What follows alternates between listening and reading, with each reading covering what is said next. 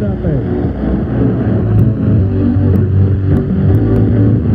McDonald's, have you had your break today? Your North Georgia GMC truck dealers. Bill Snow, it's all here.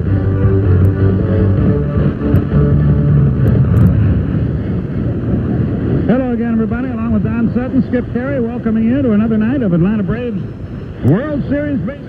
Game 5 about to unfold at Atlanta Fulton County Stadium. In all likelihood, the last baseball game or sporting event, or anything else for that matter, that will be held in this facility. The Braves against the Yankees. Atlanta won the 2 games in New York and did so with relative ease. The Yankees have won 2 games here. The Yankees are yet to lose a game on the road in postseason play in 1996. Fans continue to file into the ballpark. It's a cool but beautiful night. A full moon is shining, and who will it smile on, the Braves or the New York Yankees? Don will be back to look at tonight's starting pitchers right after this. Wayne Gretzky, would you mind? You want me to sign a check for $100,000? Yeah, it's the grand prize in Chunky Soup. Take a check from the Great One sweepstakes. Nice name. And it's easy. Just check the inside labels of Campbell's Chunky Soup cans with your picture on them. If you match all 3 pieces of the check, it's yours. Sounds great. Anything else I need to know? Well, actually, no pictures necessary. Boys are prohibited. For complete effect, rules of Yankees. Send a stuff with us stand up by 697. Take checks from the Great One. Yankees box. 36 grand after. Set up on box. And go hot. Washington. Martin on the coast. Live up to the box. And 697. I'm David Austin, and I want to take the book to challenge. Tell you about this outdoor host back in for 15 years. And I'll send you a that. Now I want you to back in the world with good for 1 hour time to get present back and then back in the edge about this outdoor XL. Help in the bag, and I guarantee you'll find the back and left behind. For yourself, call 1-800-989-4200. That's 1-800-989-4200. Take the York Valley. It does Please buy Great Commitment, sponsored by CNA, a leader in insurance for over 100 years. I'm John Rooney. Red Relief pitcher Jeff Bradley never forgets his southern roots. He personally started up, runs an overseas and intercity baseball league in Jackson, Mississippi, where more than 150 disadvantaged kids can now play ball. Bradley donates more than just dollars and equipment. He encourages parental involvement and carefully selects the coaches and leaders that will provide positive role models for the kids.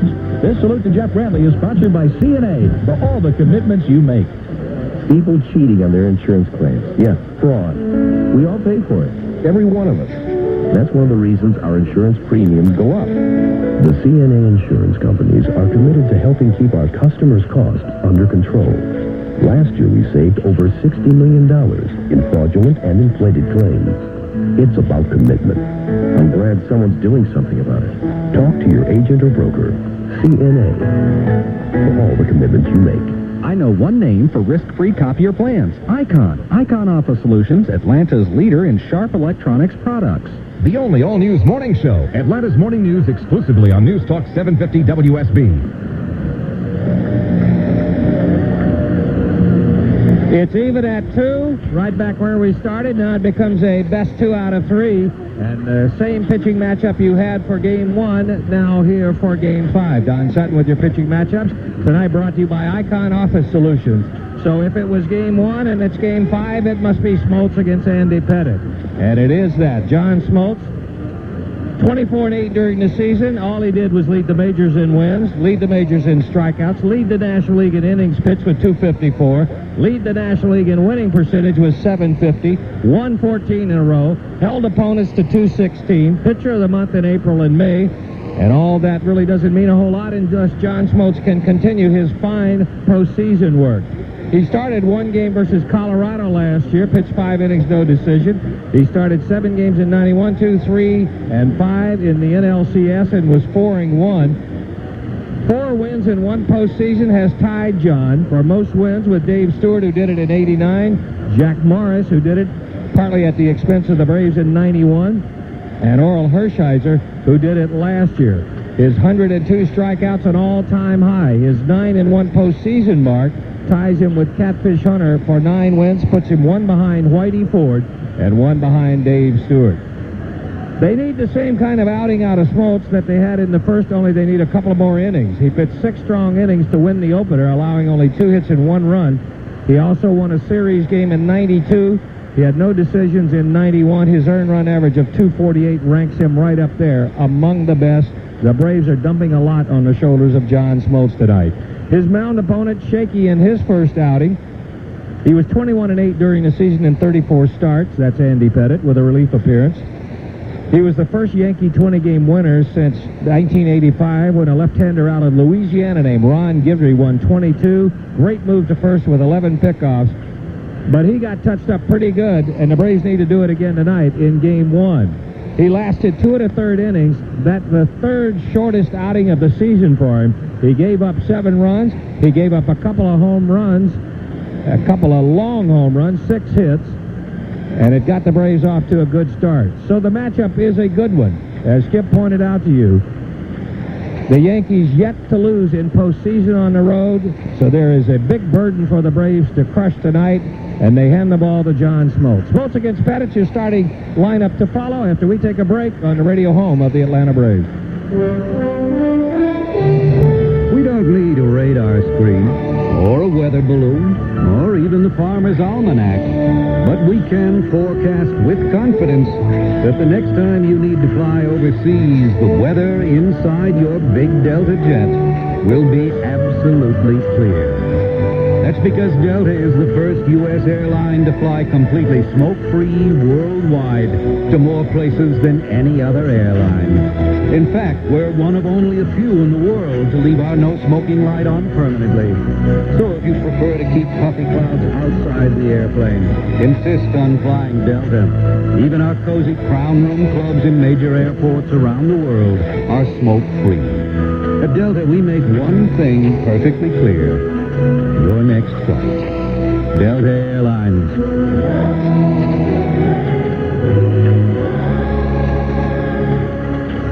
Castrol Motor Oil and Walmart are proud to have supported the Atlanta Braves Foundation by making a $12,000 donation as part of the Castrol Walmart Doubles Contest.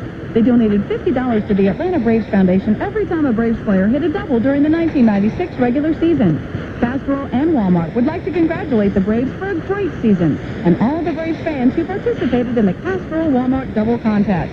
Go Braves! Let's make it a double back-to-back World Series championship. With a little bit sit down, a little bit fast food. See food restaurant. There's a little bit sit down, a little bit fast food. Neighborhood place. Kebab platters are making a comeback, folks, at Captain D's. Choose from the chicken, shrimp, or steak and shrimp kebabs, each teamed with rice, vegetable, baked potato, and a breadstick. Kebab platters, only at participating Captain D's. With a little bit sit down, a little bit fast food. Neighborhood place. Save up to 50% off your cooling and heating bills and call Cool Ray about the new Energy-Wise gas triathlon system. 770-421-8400 about the triathlon. To save money and begin living in continuous comfort. All news every morning. It's the only all-info game in town on News Talk 750 WSB.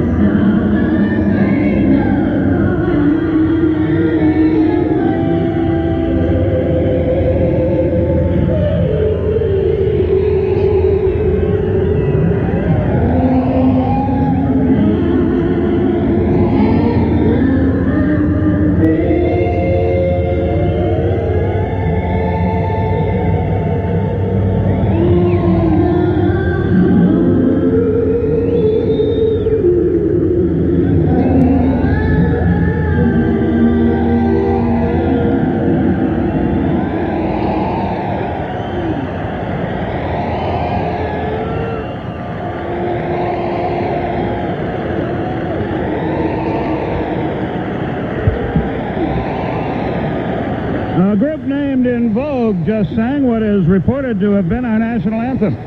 Tonight's starting lineups are brought to you by Powerade, the official sports drink of the Atlanta Braves. For the Yankees, Derek Jeter leads it off and plays shortstop.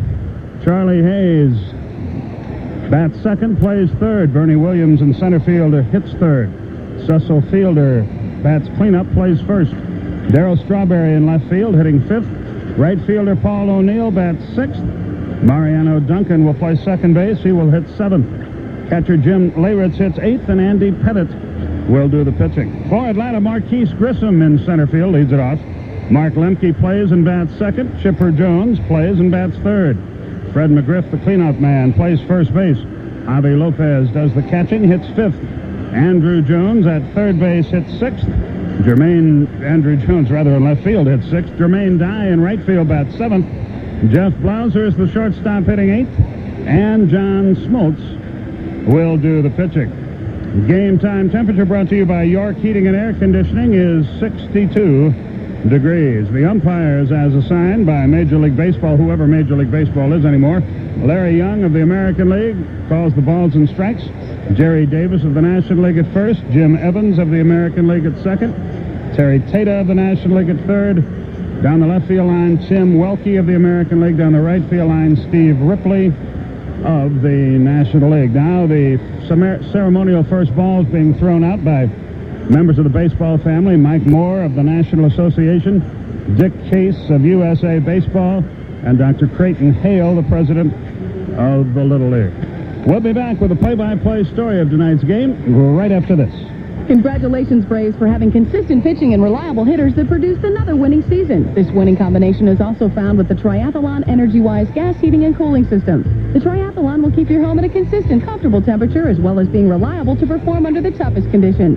The Triathlon can provide a reduction of up to 50% off your utility bills for its uses of natural gas, which is more efficient and costs less naturally. So call Cool Ray, your authorized York dealer, today at 770-421-8400 and ask about the Energy-Wise Gas Triathlon. That's Cool Ray. You spend your life preparing for the big game. High school, college, pro, and then bam. It's one decision after another. Go for it or punt. Take the tie or go for the win. Life is full of choices. At least one is clear. Smart Choice Banking from SunTrust. Free checks, unlimited check writing, and no minimum balance. All for one low monthly maintenance fee. Open your account now and pay no monthly fee until January 1st, 1997. Be ready for life with Smart Choice Banking from SunTrust. Member FDIC. This announcement doesn't require a lot of hype or hoopla. Just a simple statement that we've lowered prices again on over 3,000 items store-wide. Now you might be wondering, why don't we come right out and identify ourselves? But think about it. News like this can come from only one source, and you know who that is. But just in case, We're Winn-Dixie, where low just got lower. sorry, we couldn't resist just a little hoopla. You've been tasting Alabama barbecue in East Cobb at Williamson Brothers Barbecue for more than 6 years. Now you can taste their delicious Southern-style barbecue sauce in the comfort of your own home. Williamson Brothers makes their barbecue sauce from scratch, 100 gallons at a time in their Marietta restaurant. The sauce is fantastic on pork, beef, chicken, ribs, and seafood. Available at your local retail store, including Kroger, Publix, Winn-Dixie, Cup Foods, and Sam's Club. If they don't have it, ask for it by name. Pick up some Williamson Brothers barbecue sauce today. We're so proud of it, we put a name on it. Williamson Brothers barbecue sauce. Braves Baseball is brought to you by Castrol GTX, the motor oil that provides maximum protection against viscosity and thermal breakdown. Engineered for smaller cars. On sale at Pep Boys, America's Automotive Supercenter. First, fast, accurate news, weather, and traffic on News Talk 750 WSB. As we mentioned, temperature 62 degrees at game time, and I guess the big question that has to be answered tonight is how will the Braves bounce back from that devastating loss last night? I know, as the Braves take the field, I know how much it had to take out of them just because of how much it took out of your four announcers. And we didn't do anything except sit on our wallets and watch the action. But it was a topsy-turvy game with so much emotion and so much riding on every pitch. And the Yankees, as Don pointed out last night, their balloon pretty well pumped up, and the Braves' balloon pretty well deflated, and they've got to get it back. And John Smoltz knows that he's going to have to give his team innings tonight because the bullpen is pretty well depleted. John Wetland can probably go 2 innings tonight for the Yankees I would guess Mark Wohler's no more than 1 for Atlanta, and the middle relievers on both teams very, very tired. A guy who could be a key man for the Braves is a guy who's really struggled lately, and that's Greg McMichael. He did not pitch last night, so he is well rested and ready to go. If he can shake out of the doldrums, it would be a tremendous boost. Braves head for New York late tomorrow afternoon. Greg Maddux and Jimmy Key will pitch Game 6 on Saturday night. And if necessary, Tom Glavine and David Cohn will pitch on Sunday evening. 8 o'clock game on Saturday around 7:30 is the starting time for Sunday's game. After tonight, we'll know that on Saturday, either one team or the other can knock the other one out of the World Series on Saturday. So the pressure just keeps growing with the passing of every day and the passing of every game. The big winner, I guess, is the Fox TV network. They have led the ratings for 4 nights in a row, and they'll probably lead them again with the ball game tonight. And these are the first times in the history of that young network that they have been the #1, the ratings leader in the television sweepstakes. Smoltz has been brilliant, 9-1 in postseason play. He's had the year of his life. Was, in my way of thinking, the best pitcher in baseball this year.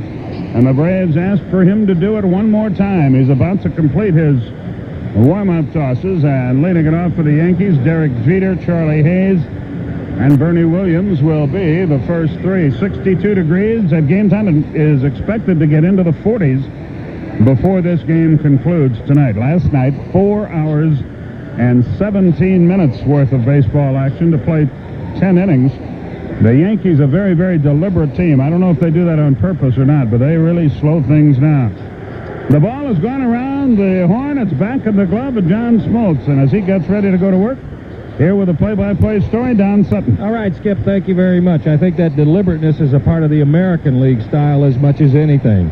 Home plate umpire Larry Young will be ringing up the balls and strikes. Jerry Davis from the National League at first. Jim Evans, American League at second.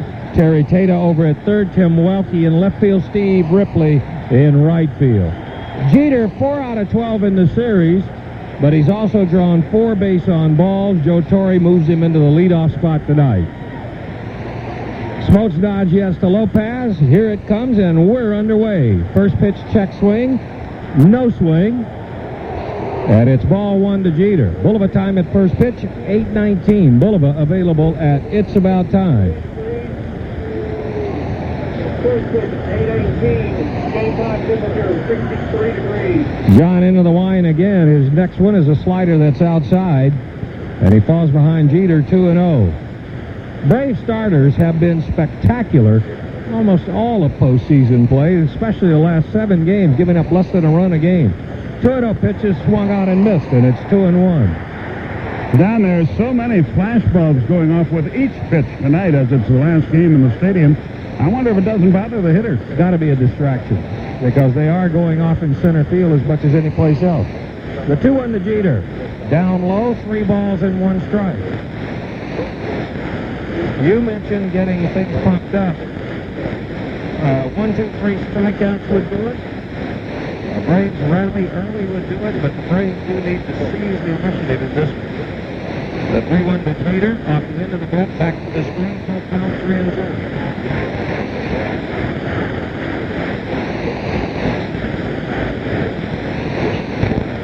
I don't mean to continue to draw parallels on events that happened when I had the opportunity to be in a uniform, but so many similarities to the California Angels in '86. Fastball on the hand, swung out and missed. There's one of those 3 strikeouts. Smoltz battles back, makes a perfect pitch, 1 out. And with every strikeout, John Smoltz extends his record in postseason play. Here's Charlie Hayes, moved into the 2 spot. Hayes 3 out of 11, and I have a question I'm dying to ask somebody in that Yankee dugout. Where is Wade Boggs? First one to Hayes, swung out and missed. I mean, one all-time great hitters. Bad September. Plus, they need him to draw a walk in the 10th inning. Oh, okay. Orders from above, you think? Could be. The 0-1 to Hayes.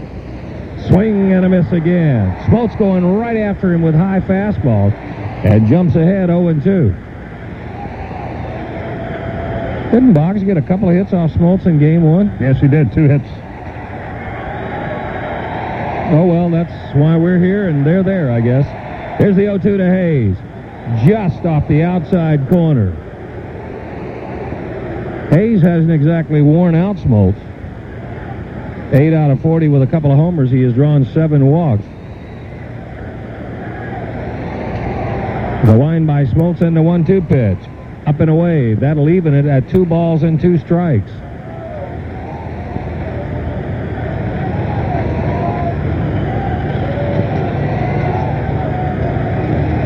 Something good early for the Braves will get this crowd really into it tonight. The 2-2 to Hayes. Outside corner call, strike 3. There's 2 of them. And quickly, 2 gone for Bernie Williams. Williams, one of the best players in the American League, and arguably the best player on the Yankees in '96. But the World Series has not been kind to him. Only 2 hits in 16 tries. One of those hits a 3-run homer off Greg McMichael, but that produced the only RBIs this big guy has produced. Smoltz stands dead center of the pitching rubber, into the wind, and the first one on the way. Foul back into the screen, it's 0-1. Williams was hitless in 2 trips against Smoltz in game 1. Drew a walk in the first inning, but struck out looking and flied to center. They play him to pull in the outfield. Actually play him a little bit to pull in the infield with Chipper Jones even with the bag and about 30 feet off the line. The 0-1 from Smoltz. High and inside, backs him out. 1-1.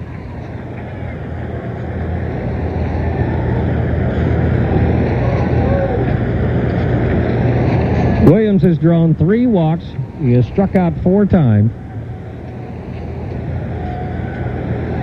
Smoltz shakes off 1, now another, now he's ready. And the 1-2 pitch on the way. Up and away, 2 balls and 1 strike. It looks like Larry Young, if he's true to form for American League umpires, will shrink the strike zone east and west, but he'll give you a little more north and south. He has a deep strike zone, but not very wide. The 2-1 pitch to Williams. Foul back to the screen. That'll even it at 2 balls and 2 strikes. And yep, here they go. I had a feeling this crowd was going to get on their feet. They want Smoltz to ring up strikeout number 3. Williams out of the batter's box. Switch hitter, bats left. Left foot as far back in the batter's box as you can get. There's some more of that deliberate baseball you were talking about. He's backed out 2 or 3 times. Now we're ready, and here comes the 2-2. Fouled in and out of the mid of Javi Lopez. Still 2 balls and 2 strikes. Smoltz went after him with another high fastball. Looks like maybe John is trying to let that higher strike zone work in his advantage tonight. Well, most people agree, and we watch him enough to know that his fastball is better up there, so it could be an advantage for him. 2 balls, 2 strikes. The wind and the 2-2. Swung on and missed, he got it. Smoltz struck out the side. That's just what the Braves needed. 1, 2, 3 go the Yankees. Braves coming up, no score. He was the star of the movie, Free Willy, an orca named Keiko. But when the movie ended, the real drama began. A Discovery Channel exclusive television event. Join the real-life race to rescue a 9,000-pound movie star. Witness Keiko's harrowing cross-continent journey and the dream of returning him to the sea. The Free Willy story, Keiko's Journey Home. Monday night at 8 Eastern and Pacific, only on the Discovery Channel. Explore your world. For Your Life Vitamins, here's George Brett, four-time American League batting champion. I played baseball for 20 years, and I know the importance of working out, and I know the importance of taking vitamins, and I take vitamins every day. This is Your Life we're talking about. I've been taking Your Life vitamins for 15 years, and the one thing that I like about them most is that they have proven release, where they're designed to dissolve in your body rather than just get flushed out like other vitamins. These things stay in your system, and that's what makes Your Life vitamins really work. Available at major food, drug, discount, and club stores everywhere. La Quinta Inns and Suites have 15,000 brand new gold medal rooms we can't wait for you to see. So for a limited time, we're offering a special gold medal rate you won't be able to pass up no matter how fast you drive. November 1st through January, stay in one of our new gold medal rooms for just $49 or $54 depending on location. They have all new decor, big bright bathrooms, and 25-inch TVs with a great entertainment system, plus a free breakfast. With La Quinta's special $49 or $54 gold medal rate, making yourself at home has never been this easy. Take a good long look, you'll see that sign. The head exit on the right. There's a place to relax, take that load off your back. La Quinta, make yourself at home. Call 1-800-531-5900 now to reserve this special rate. Offer good at over 100 participating La Quinta Inns and Suites. Some restrictions Cheering can apply. make you hungry, especially during the World Series. So for a limited time at McDonald's, receive a free deluxe sandwich when you buy any other deluxe sandwich of equal or greater value. Prices and participation may vary. Team coverage of news, weather, and traffic. Atlanta's Morning News on News Talk 750 WSB. You're listening to the 1996 World Series on News Talk 750 WSB right here in Atlanta. Smoltz strikes out the side, Grissom to lead it off, Limke and Jones to follow here in the first against Andy Pettitte. Up in New York, those same three guys went 1-2-3 in the first inning, but the Braves started unleashing in the second. First one to Grissom down low, 1-0. Pettitte, a fastball, changeup, a slider, more like a slurve, likes to pitch right-handers inside. The 1-0 pitch, fouled out of play right side, back into the crowd. It's 1-1. He kept trying to come inside up in New York, and they kept wearing him out, including Andrew Jones. Long home run off of him. Only 2 1/3 innings out of Pettitte. Big curveball drops in about knee high. That'll make it 1-2. Marquise Grissom not really happy with Larry Young's definition of the strike zone.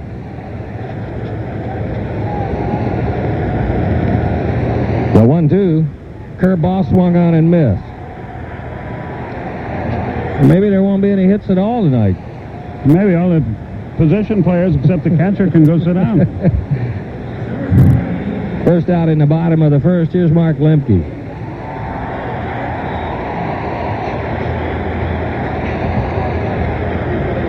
Lemke was 0 for 2 against Pettitte in New York. Mark having himself another fine series. 6 out of 17. Couple of RBIs and picking everything at second.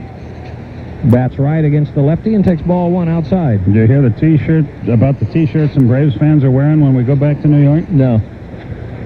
After the pitch, here it is, the 1-0. Popped up, right field side, over to give it a look is O'Neill, but it'll drift back into the stands, and the count 1-1. On the front it says, "Where's the Empire State Building?" And on the back it says, "Or should I just go to hell?" Those are the two most asked questions, aren't they? That's the question and the answer. The 1-1 pitch to Lemke. Ground ball just outside the bag at third. Well, Mark will find himself in a hole. 1 ball, 2 strikes. Chipper Jones on deck. Just underway. Game 5. Series tied at 2. Smoltz struck out the side to start it. Here's the 1-2 to Lemke. Good cut, but he fouls it back to the screen. Still a ball and 2 strikes. Tomorrow's an off day. The Braves will travel up to New York to invade Yankee Stadium.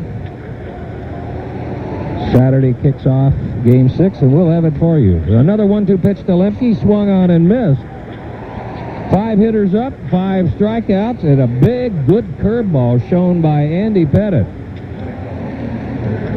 It's a better curveball than he had up there, that's for sure. And he's almost abandoned, for the first two hitters at least, that cut fastball he kept trying to run in on their hands. So it looks like Pettitte has gone to plan B, and it's working. Here's Chipper Jones. Chipper 1 out of 2, couple of RBIs. The lefty into the wind in his first pitch. Line drive, right field, carrying. Back to the warning track is O'Neill. He's got it. So the Braves go 1-2-3. We have completed one. No score in Game 5. Hey, Braves fans, you already know how great it is to have the #1 club in baseball. Well, you have another #1 team here as well. Your area Century 21 Real Estate Professionals. As part of the #1 real estate organization, you know you can count on your Century 21 professional to come through in a pinch and get your home sold fast. Call them today and see how when you're #1, you can do things others can't. Each office is independently owned and operated. There are 56 Century 21 offices in the greater Atlanta area to serve you. For Braves fans, it doesn't get any better than this. It's Atlanta and New York as the Bravos attempt to defend their title in the 1996 series. We're talking the team of Babe Ruth versus the team of Hank Aaron. We're talking Strawberry and Lopez and Fielder and McGriff. We're talking Pinstripes versus Tomahawk. The Big Apple versus Hot Lettuce. And Turner versus George Steinbrenner. We're talking the very last games to be played at Fulton County Stadium. A classic matchup of unquestionably epic proportions. And you know what? You can follow it all in sports in the Atlanta Journal-Constitution. Just call 404-522-4141 to subscribe, and we'll deliver the series right to your home. We're talking every home run and line drive, every wild pitch and double play, every bobble, blooper, and bunch, shoe-letter to ball cap. We're talking box scores and team stats, interviews and profiles, analysis and perspective from writers like Fisher and Bradley, Tucker, and more. So if you want to follow it all, subscribe to the Atlanta Journal-Constitution. You'll know when you read the paper. Have you ever looked at a third base coach and wondered what all those signals mean? And when a catcher shows 4 fingers to a pitcher, does it mean throw a slider or that he wants 4 hot dogs after the game? At Bell South, we understand the importance of communications, whether it's between 2 players on the field or you and a friend across town. In all, Bell South's network helps 24 million people in 9 states stay in touch. Now, how would you say that with hand signals? Bell South, it's all here. Win the big game, and you could be the richest player on the field. Play the big game and dream a little bigger. The estimated jackpot for Friday's drawing is $36 million. Listen here for all you need to know. Atlanta's Morning News, only on News Talk 750 WSB. We're moving to the second inning. It has been all pitching this far. John Smoltz struck out the side. He'll face Cecil Fielder. First time he will have gone against him. Wade Boggs started up in New York, but Boggs and MIA. He is nowhere near the lineup the last couple of days except to draw a walk. Fielder, big right-handed hitter. Smoltz's first pitch. Fastball down and in, and it's 1-0. Darryl Strawberry, Paul O'Neill. Couple of lefties waiting behind Cecil Fielder. He is 5 out of 15 in the series, and he has some power. Smoltz sweeps a breaking ball outside. That'll make it 2 balls and no strikes. The book on Cecil Fielder is he is a good low fastball hitter. He's a good breaking ball hitter if you leave it in the strike zone, but he has a lot of movement with his bat, and therefore has trouble catching up to high fastballs. He's late on that one and fouls it to the screen, making it 2-1.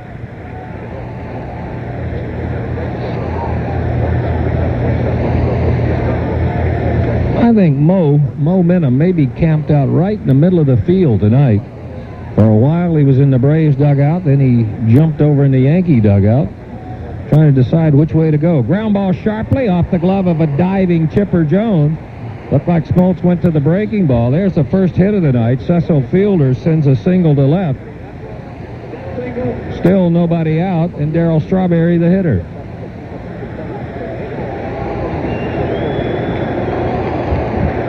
Chipper Jones was a long way off the line, but that was a perfectly placed 2-hopper. He did well just to get a glove on it, but he couldn't slow it up, and the Yankees have a base runner. And the Braves move into a shift against Strawberry as exaggerated as that against Barry Bonds. Chipper Jones playing shortstop. Smoltz's first one is a fastball over the outside corner, 0-1.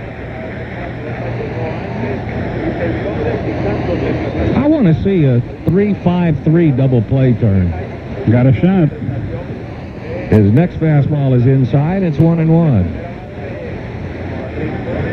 I guess even better would be a 6-5-3 double play, wouldn't it? That would be very unusual. We came close to a 4-5-3. Yeah. The 1-1 to Strawberry. Swing and a miss. Smoltz's forkball dropped down below the swing, and John ahead of Strawberry. Strawberry, a 167 hitter against Smoltz, 6 out of 36. The stretch, and the next one, inside corner call, strike 3. There may be a whole lot of people toting that lumber back to the dugout tonight. Smoltz recorded 4 outs. All 4 have been strikeouts. He nailed the lid on the inside corner with a blazing fastball, and that'll do in Strawberry and bring up O'Neill. O'Neill, 1 out of 7. The former Cincinnati Red, who had some good days against the Braves when he was at a Reds uni.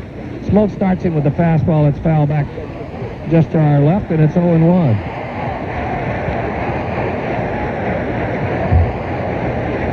O'Neill, 302 during the season with 19 homers. He fell a little shy of 100 RBIs. But his bat's been in a deep freeze in postseason play. The 0-1 from Smoltz. Belt high right down the middle, and John quickly in front of O'Neill, 0-2.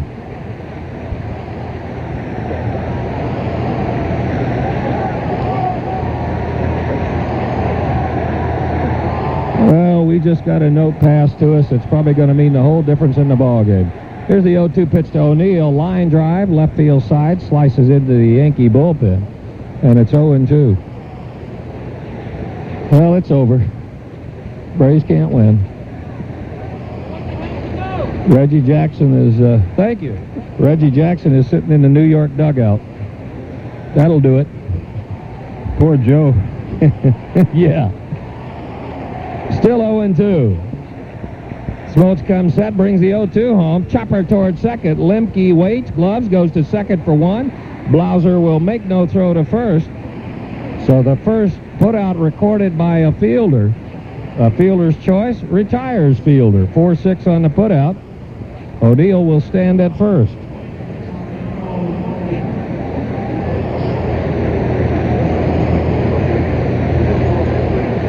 I've always appreciated the way Hank Aaron wears his medals with a little less notoriety.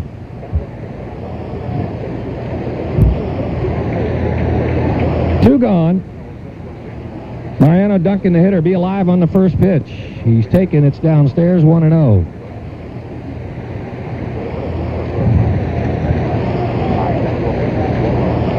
Duncan, a right-handed hitter. Only 1 hit in 14 tries in the series. He looks at ball 2 outside. In his career against Smoltz, just 4 out of 19. When you run through the ex-National Leaguers who are on the Yankee ball club, I don't think you can find a combined batting average that approaches 200.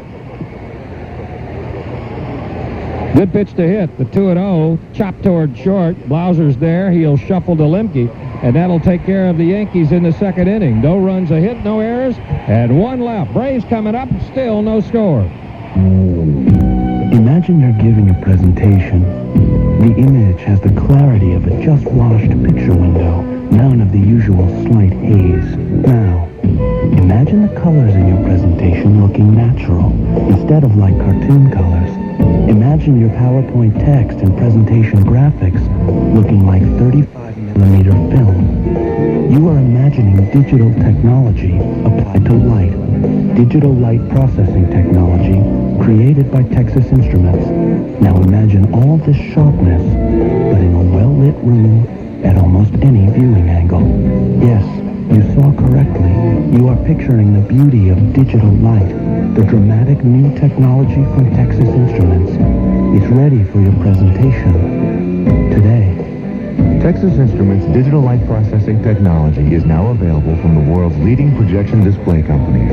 Call us at 1-888-DLP-by-TI. Wayne Gretzky, would you mind? You want me to sign a check for $100,000? Yeah, it's the grand prize in Chunky Soups. Take a check from the Great One sweepstakes. Nice name. And it's easy. Just check the inside labels of Campbell's Chunky Soup cans with your picture on them. If you match all 3 pieces of the check, it's yours. That was great. Anything else I need to know? Well, actually, no pictures necessary. Void where prohibited. For complete official rules and game fees, send a supplement stamped envelope by 61097 to take a check from the Great One. Game fees box 1036, Grand Rapids, Minnesota 55745. Washington, Vermont, mail and postage. U.S. residents only. Game man 63097. Stevie Peckingham graduated to cashier, I see. Mr. Frankel, my old algebra teacher. I'm just picking up a few items. Okay to write a check? I gotta see some ID. What? Like a driver's license, math club card. Stevie. You need a Visa check card. A what? It's an ATM card with the Visa logo on it. You could still use it to get cash, only now you can also use it to buy things everywhere Visa's accepted. And the money comes straight out of your checking account. No presenting ID. More purchases times fewer visits. Can I help you with the math?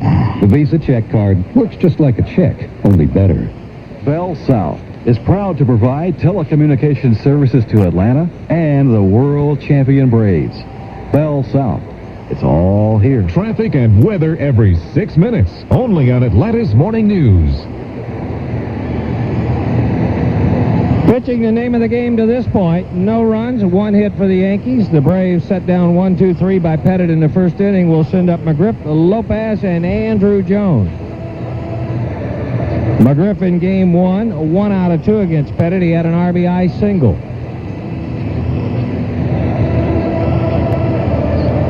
He's gotten hot of late. He's pushed his average up over the 400 mark. Got himself a couple of homers, half a dozen RBIs. They give him right center field and the left field line. Pettitte's first pitch, big curveball. He's got a dandy hook tonight, folks. Drops that one in for a strike, and it's 0-1 to McGriff. Pettitte into the line, the 0-1 pitch. Fastball, a little outside, 1-1.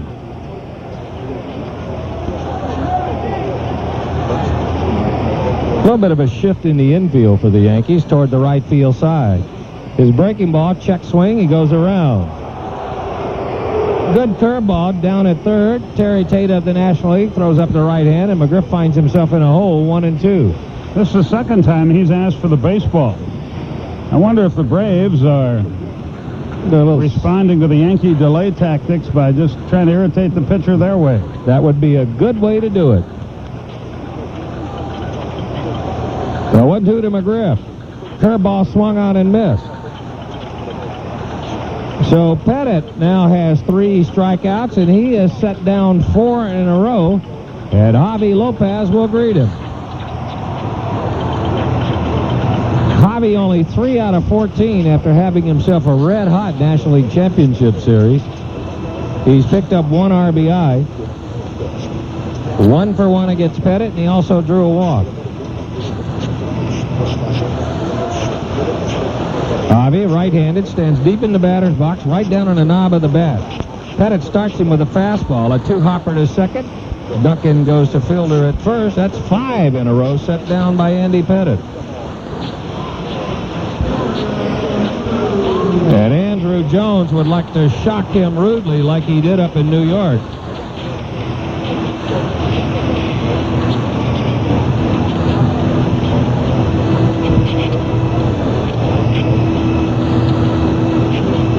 If you remember in New York, Pettitte had a 1-2-3 first. McGriff struck out, Lopez single, dive flied out, and Andrew Jones got it started with a 2-run homer in the second inning. And there was more to follow. Andrew 6 out of 15, a couple of homers. Did he go around? Yes, he did. Tried to check his swing on a breaking ball. National League umpire at first base, Jerry Davis, said, nope, you went too far. And Andrew down in the count, 0-1. Jones, 2 with a half a dozen RBIs. Pettitte into the line in the 0-1. Big curveball, same swing, and it's 0-2. Boy, what a hook he's got, huh? We didn't see any of that up in New York. But apparently a lot of American leaguers must have seen it. 21 wins this year.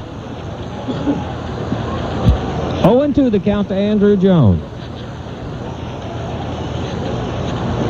probably get another hook. Here it comes, and this one is a 58-foot curveball. Bounces off of the chest protector of Joe Girardi. That'll make it 1-2.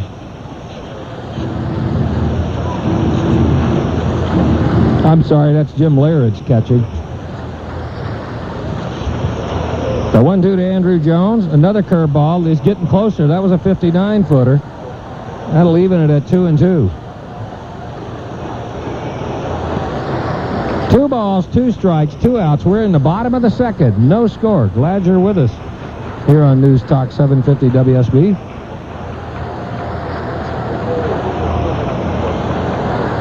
The wind by Pettitte and the 2-2 pitch. Fastball down low.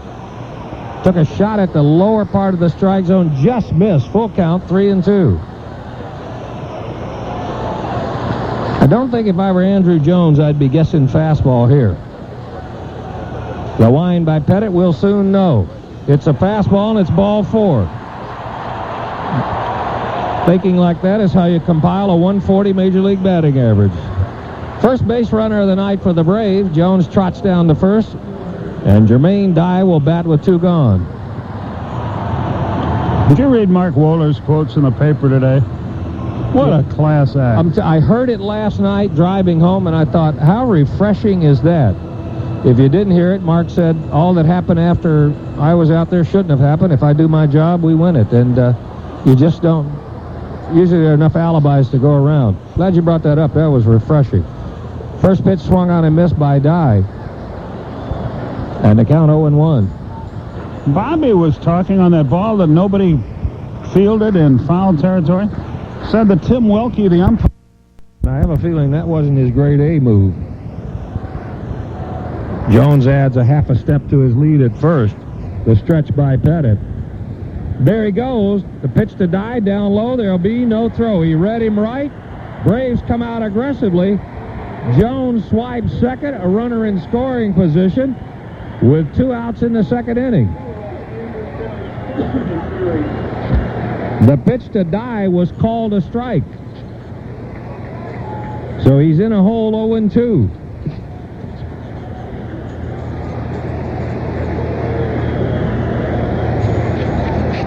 With 2 strikes, Hayes backs up at third. Outfield spreads out, straightaway all the way around. The stretch by Pettitte, and the 0-2 pitch to Jermaine Dye. Ground ball headed toward short. Jeter has it. A strike to first, and the Braves will come away empty here into second. No runs or hits, no errors, and 1 left. Through 2, no score in Game 5. For a taste of success this NFL season, you could haul in a 95-yard touchdown pass, or stop a 285-pound linebacker, or grab a bowl of delicious whole wheat Wheaties. That's right, Wheaties has a hearty, toasted taste that's just got more to it. So let's review. Pick up a crucial first down, or pick up a box of toasted whole wheat Wheaties. The breakfast of champions. Wheaties, a proud sponsor of the NFL. He was the star of the movie Free Willy, an orca named Keiko. But when the movie ended, the real drama began. A Discovery Channel exclusive television event. Join the real-life race to rescue a 9,000-pound movie star. Witness Keiko's harrowing cross-continent journey and the dream of returning him to the sea. The Free Willy story, Keiko's Journey Home. Monday night at 8 Eastern and Pacific, only on the Discovery Channel. Explore your world. Imagine you're giving a presentation. The image has the clarity of a just-washed picture window, none of the usual slight haze. Now, imagine the colors in your presentation looking natural, instead of like cartoon colors. Imagine your PowerPoint text and presentation graphics looking like 35mm film. You are imagining digital technology applied to light. Digital light processing technology created by Texas Instruments. Now imagine all this sharpness, but in a well-lit room at almost any viewing angle. Yes, you saw correctly. You are picturing the beauty of digital light, the dramatic new technology from Texas Instruments. It's ready for your presentation today. Texas Instruments digital light processing technology is now available from the world's leading projection display companies. Call us at 1-888-DLP-TI. I know one name for risk-free copier plans. Icon. Icon Office Solutions, Atlanta's leader in sharp electronics products. Live team coverage of the top local story on Atlanta's Morning News.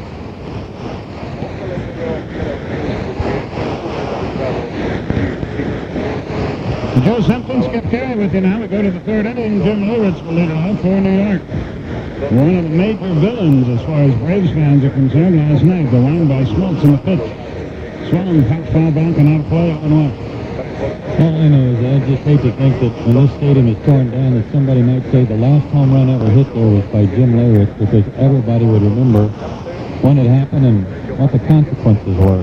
That's a game I don't think we'll ever forget anyway, no matter who wins this series. The 0-1 pitch.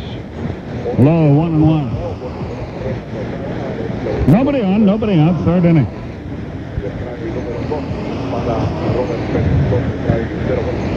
Leyritz waits. Smoltz into the wind and the pitch. Fastball high, 2 balls and a strike. Maybe I wouldn't feel that way if this guy didn't have so much mustard plastered on him. He is an animated fella. The 2-1 pitch, here it is. Strike called, outside corner. Leyritz didn't think so. It's 2-2. But I saw him on an interview before, and he was very gracious, very soft-spoken. Well, the pregame interviews today, a little different. The 2-2. Swung, pop foul back and out of play. Still 2 balls, 2 strikes.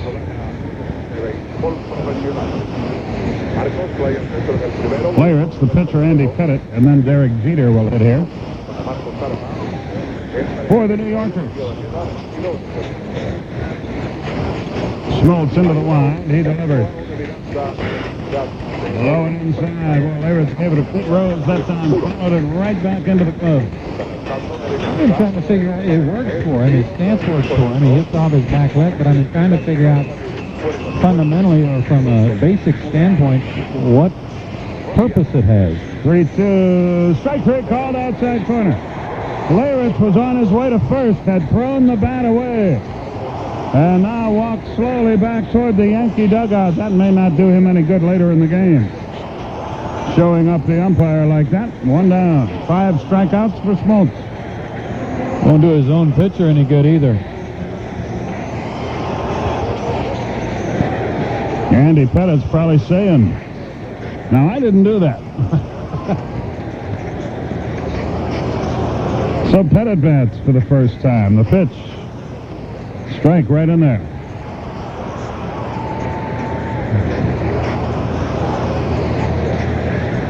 John again into the wind and delivering. In there again. Tim Stoddard of Baltimore, Mike Moore of Oakland, David Cohn of Toronto, Al Leiter of Toronto, and Kenny Rogers of New York. The only pitchers who have had hits. The delivery struck him out on 3 pitches. 6 strikeouts for Smoltz. 8 outs, 6 of them on strikes. And Jeter will be the batter. He was a strikeout victim in the first. The question on Smoltz is how long will he be able to go, and when he can't go anymore, who will Bobby call on?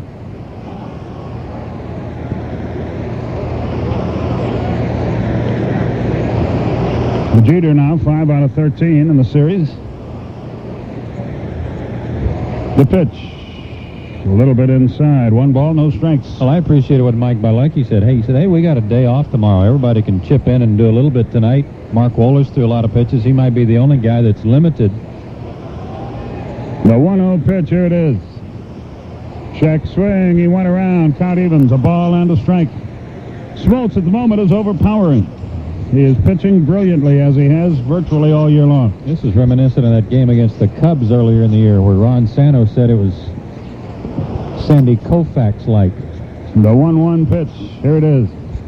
Swung and line. Chipper's got it. And the inning is over. He snow-coned that ball. Got it just in the tip of the webbing and held on. It was hit hard, but a 1-2-3 inning for John. We go to the bottom half of the third. No score in the ball game. Mind if we climb into your head for a minute?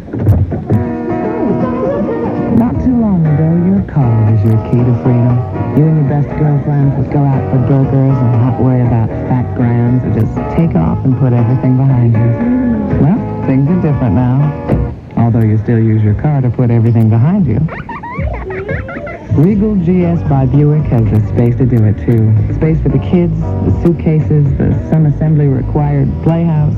But because Regal also has the power of an award-winning V6 and a suspension system that knows how to hang onto the road, it can make cruising around seem like a viable form of recreation. Today you have a choice. Drive something that promises to drive just like a car. Or a car that actually does. Regal GS by Buick. The fine line between sport and sedan. From the creator of some of TV's best police dramas comes a new cop show with a new angle on comedy. You know, I can see your gun. I'm not wearing any gun. I mean, that's just a big blob of side fat. TV's newest detectives work in public morals. Refill on that scotch, Lieutenant? I was never in favor of allowing drinking, but when in Rome. They bring new meaning to the word undercover. You got cops fighting. Yeah, I'm Kojak, and she's J. Edgar Hoover. Public Morals, a new comedy premieres CBS Wednesday, October 30th. If you're still in high school and looking for a solid base to build your future on, listen to what the Army's offering with a delayed entry program. Choose across a range of skill training options and get a reservation for the skill training you'll want after you graduate. Up to a year before you're ready to come in. Sound good? Reserve your seat now in the delayed entry program. Call 1-800-USA-ARMY. All that you can be. Paid for by the U.S. Army. Braves baseball is brought to you by your Atlanta area Jeep and Eagle dealers, proud sponsors of the world champion Atlanta Braves. First, fast, accurate. Atlanta's Morning News, weekdays 5 to 8:30 a.m.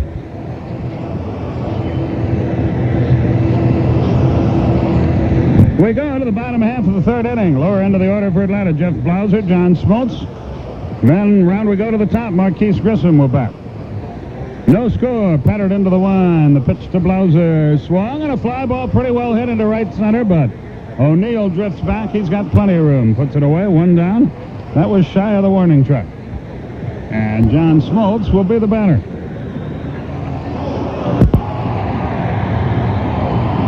Smoltz did not swing the bat, of course, in his first start up in New York, where the designated hitter is the rule. Jose Cardinal directing traffic in the outfield. The wind and the pitch. Strike called. Fastball outside corner. We're raving about Smoltz, and rightfully so, but this guy has been brilliant, too. A far different pitcher than he was in New York. The 0-1. Bounced a curveball up there. A ball and a strike. And with few exceptions, his curveball has been the difference, I think. He has made some good pitches to the right-handed hitters with that curve that's right over the top.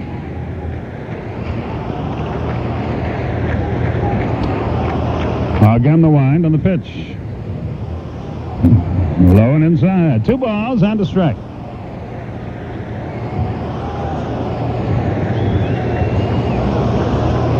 Again, the lefty delivers. Swung and missed. He threw the fastball by him. He chased a high fastball. 2-2. Marquise Grissom waits on deck. Who's going to blink first here? The wind, the pitch. Here it is. He fought it off. No stride that time. He just tried to flick the wrists and send it someplace. 2-2, the count.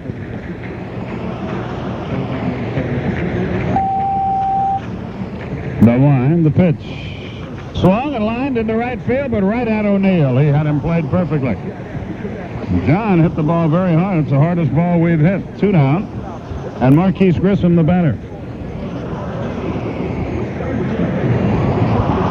Marquise, of course, at the top of the order, has had another good postseason. Second only to Mark Lemke in terms and number of hits in the postseason. He struck out his first time. Pettitte looks at and delivers. Curveball. A little bit inside. 1 ball, no strikes.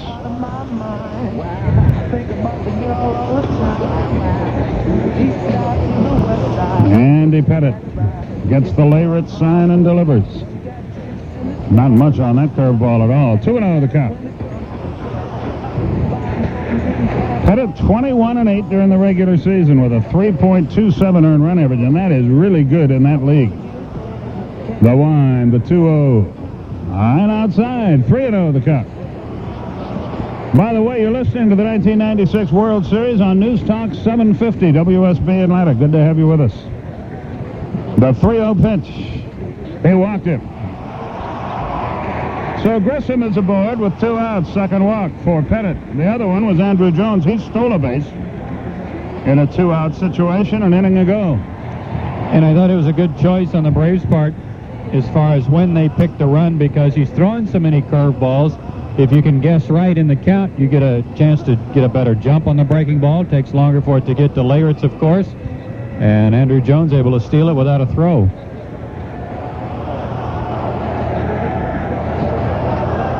Mark Lemke, a strikeout victim his first time, stands in there. The stretch to first. Grissom scrambles back. As Don pointed out, Pettitte has picked off 11 men, or did pick off 11 men this year. Yeah, he's got a good move.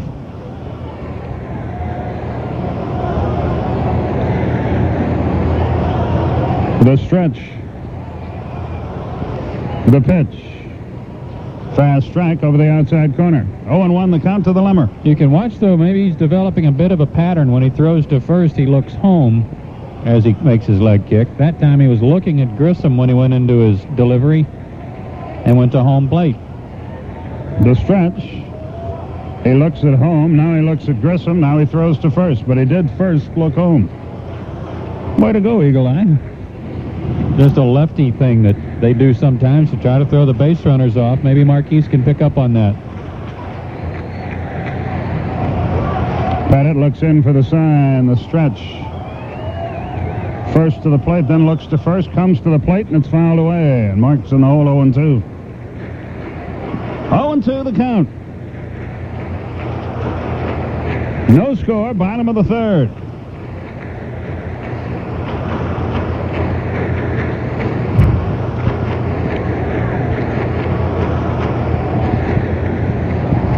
The players on both these teams are playing this game strictly on adrenaline. They are really tired. The stretch. The 0-2 pitch. Throw to first, runner back. And it's not just playing 4 hours and 17 minutes that tires them. It's the pressure. Every single pitch.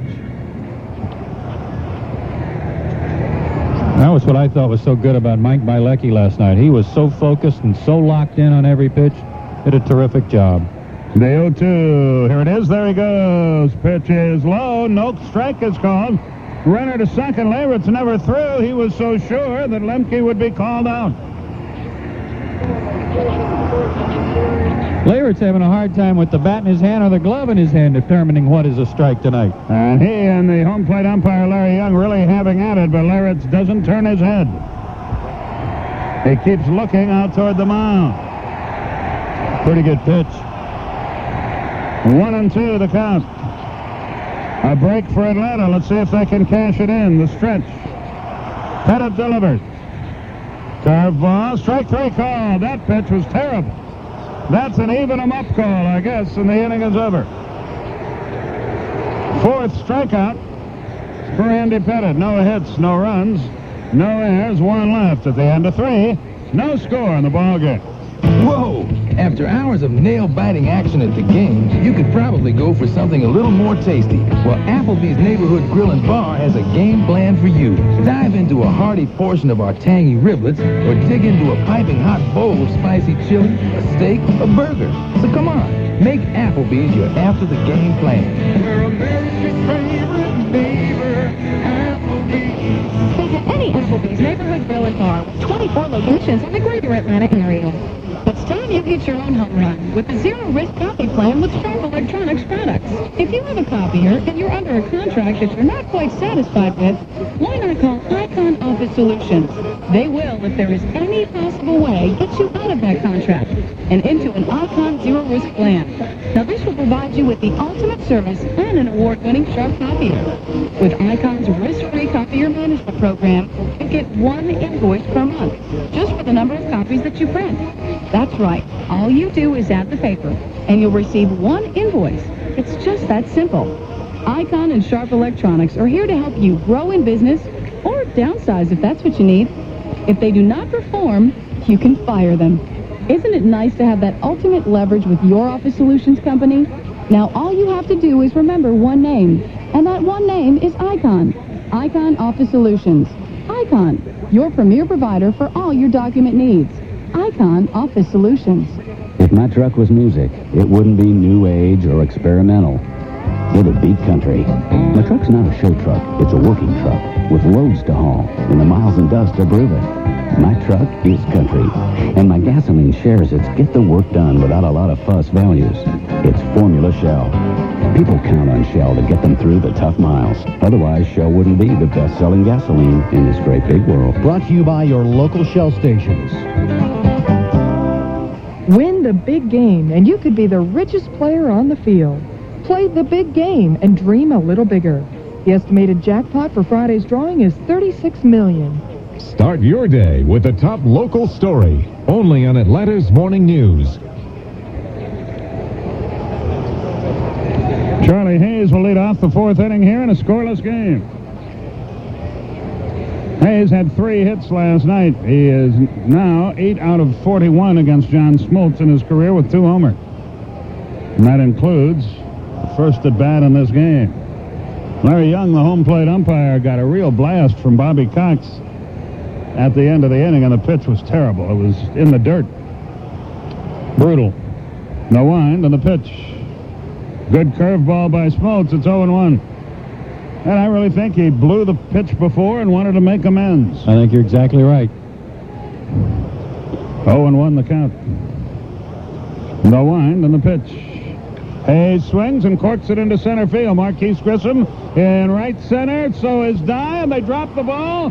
And Hayes is at second base. A lack of communication out there cost the Braves. I think it went out of Grissom's glove. As Dye flashed in front of him, he flinched. They've had a great communication all year long, and normally Jermaine takes a look at Marquise to see if he's going to be there, and he was. Marquise had his arm up, but Jermaine never backed off, and when he crisscrossed in front of Marquise, I think it caused Marquise to take his eye off the ball briefly. Yeah, he flinched just for a second and couldn't hold it. It hit him on the wrist, it looked like. It's a 2-base error. A terrible break for Smoltz. Of all people to make the error, the best center fielder in baseball defensively. The stretch. Blauser in behind the runner. Smoltz wheels but does not throw as Hayes goes diving back. And now you have Williams, Fielder, and Strawberry, the heart of their order, coming to the plate. So John will try to pitch around the mistake.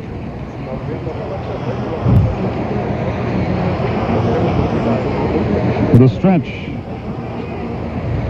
The pitch to Williams, low and inside. It pops away from Hobby, but not far enough for the runner to advance. 1 ball, no strikes. Last couple days, we have not played like a world championship team. 2 very costly errors last night led to some unearned runs. Hopefully, John can figure out a way to keep them from off the scoreboard here, despite his lack of backup on that play. The stretch. The 1-0 pitch. A little bit outside. 2 balls, no strikes. Williams now 0 for 3 against Smoltz in this World Series. Funny, Marquise Grissom, 3 errors in the postseason, had just 1 all year long. The stretch. The 2-0, low and inside, 3-0. That error, though, is understandable given the situation. Yeah, the only thing you hope doesn't happen now is that John Smoltz doesn't try to do too much himself.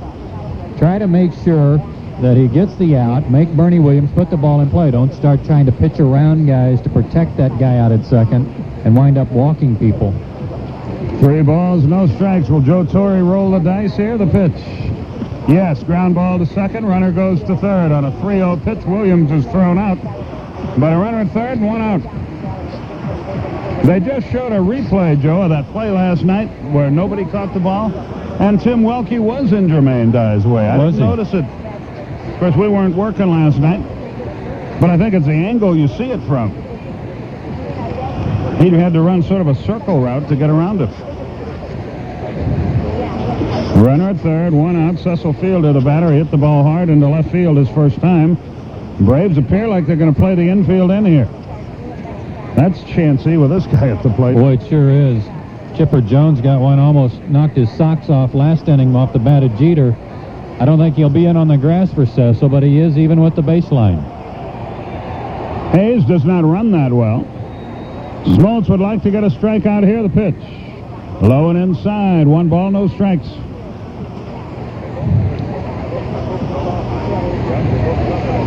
Jose Cardinal coaches first. Willie Randolph third for the Yankees. Well, Don pointed out he's a good low ball hitter. That's where his strength is, but it's tough to get ground balls on high pitches. The pitch swung and line down the left field line. That is a fair ball. Rattling into the corner. A run is in. Fielder on his way to second. And they threw it right into the ground. Bad throw. It's a double, and the Yankees have the lead, and the air comes home to roost. Nothing fluky about that hit either. A rocket shot. We're just lucky he didn't get under that a little bit. He'd have hit it into the second deck. New York leads at 1-0. That was about a bell-tie pitch, too. Nothing down in his wheelhouse, but he nailed it. Darryl Strawberry, the batter. Strawberry 0 for 4 in this World Series against Smoltz. 6 out of 37 in his career. The stretch. And the pitch. High and outside. What is it about this Charlie Hayes? He hits a little looper that Klesko loses on the lights. He hits one that confuses our outfielders. He hit another one right down the line that wouldn't go foul last night off of Wohlers. He's leading a charmed life. The stretch. Pitch to Strawberry. Swung and missed. And the count evens at a ball and a strike. So the Yankees have the early lead. And the way Pettitte is pitching, that is not good news. I don't think they can go to Mariano Rivera in this game. The stretch. The 1-1. Let up. Popped into short center. Grissom is there. He's got it. Second out. And Paul O'Neill is the batter. O'Neill hit into a force play his first time. He's 8 out of 42 against Smoltz in his career. A home run included.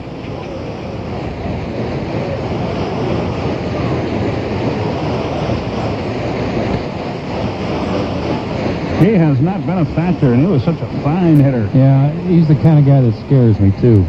You know, he's a good contact hitter most of the time. Very tough competitor. The stretch, the pitch to him, fouled it off. Had a good cut at a breaking ball, 0-1. He will tell you he sometimes is too good a competitor. He gets so angry with himself that he loses focus. Funny, the things you remember. I remember his rookie year with the Reds. He came in and pitched an inning against us here in one of those. In those days, infrequent Big Brave wins. The stretch. The 0-1 pitch. Low and outside. A ball and a strike. Runner at second, 2 out. A run is in. It is an unearned run, but it counts.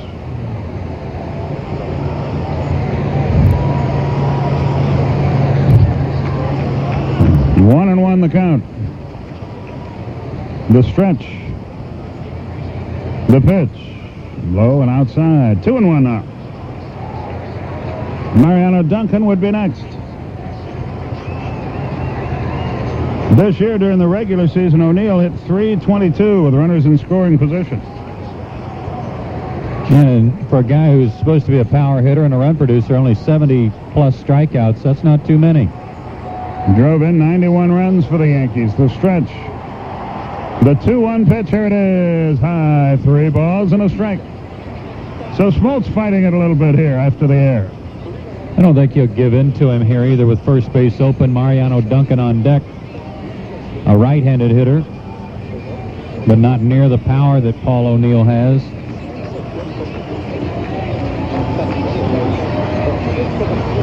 Three and 1 the count.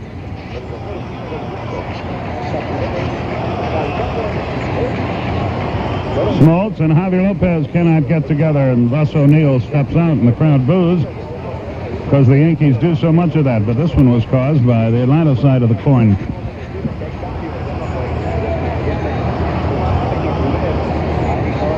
Smoltz comes set. And the pitch. Check swing. Did he go? No. Ball 4. O'Neill trots to first. He was on his way there anyway. First walk of the night for Smoltz. He did not give in. Joe, as usual, was right. And Mariano Duncan, the batter.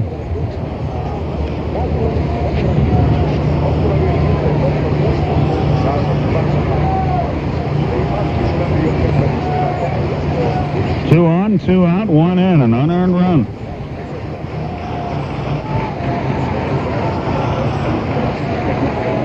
The stretch and the pitch. Duncan, 1 out of 15 in the series, fouls it away. He has scored a run. He has yet to drive one in.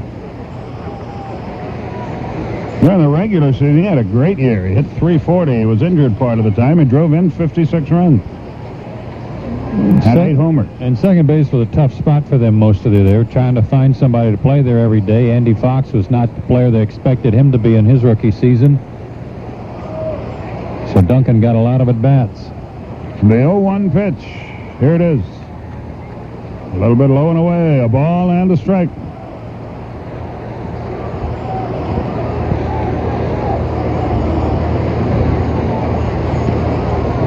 O'Neill leads away from first, fielder from second. You got a chance to throw him out, even on a base hit.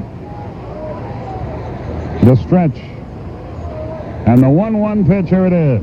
Swung, ground ball past the mound. Lemke in, up, throws to first, and the inning is over. But the Yankees break on top. A run on one hit, one costly error, 2 left. The run is unearned, bottom of the 4th. New York 1, Atlanta nothing. He was the star of the movie, Free Willy, an orca named Keiko. But when the movie ended, the real drama began. A Discovery Channel exclusive television event. Join the real-life race to rescue a 9,000-pound movie star. Witness Keiko's harrowing cross-continent journey and the dream of returning him to the sea. The Free Willy story, Keiko's Journey Home. Monday night at 8 Eastern and Pacific, only on the Discovery Channel. Explore your world.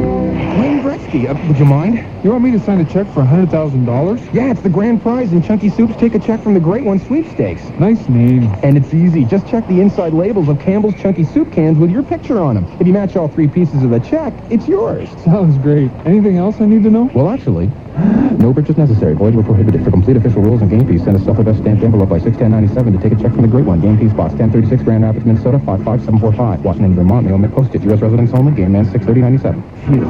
Hi, Stevie. How's work? Working a cash register, it's not that taxing, Mom. I'm picking up some things. I'll just write a check. I'll need to see your ID, Mom. But I'm your mother. Driver's license, passport, voter registration. You know, it's too bad you don't have a Visa check card. A what? It's an ATM card with the Visa logo on it. You can still use it to get cash, only now you can also use it to buy things everywhere Visa's accepted. The money comes straight out of your checking account. No presenting IDs. But I'm your mother. Sorry, no exceptions. The Visa check card works just like a check, only better. I live for the World Series. I love it. Then I watch it over and over with the official World Series video. It's packed with player interviews and great baseball action. The 1996 World Series video is the ultimate series souvenir, and it's only $19.95 plus shipping. Credit card orders, call 1-800-787-6227. 1-800-787-6227. I love the World Series. Bring it home on video. A message from Major League Baseball.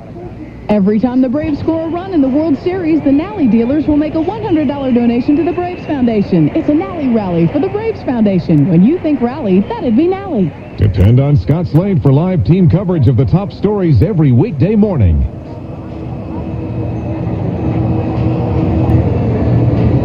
Chipper Jones leads off the bottom half of the 4th inning. Joe Simpson, Skip Caray with you. From the ballpark, Andy Pettitte into the wind and the pitch. Low and away, 1 ball, no strikes. 1-2-0 for the Yanks. 0-0 and a big one, an error for the Braves. Pettitte again, kicks and fires, let up, downstairs, 2-0. Two guys that I think are key tonight for the Braves offensively. One's Chipper, one's Hobby. They both are willing to hit the ball to right center, and I think that's what it's going to take to get to Pettitte with all these breaking balls tonight. The 2-0 pitch. Fouled it back. It's 2-1. He had a home run cut, but he fouled it to the screen.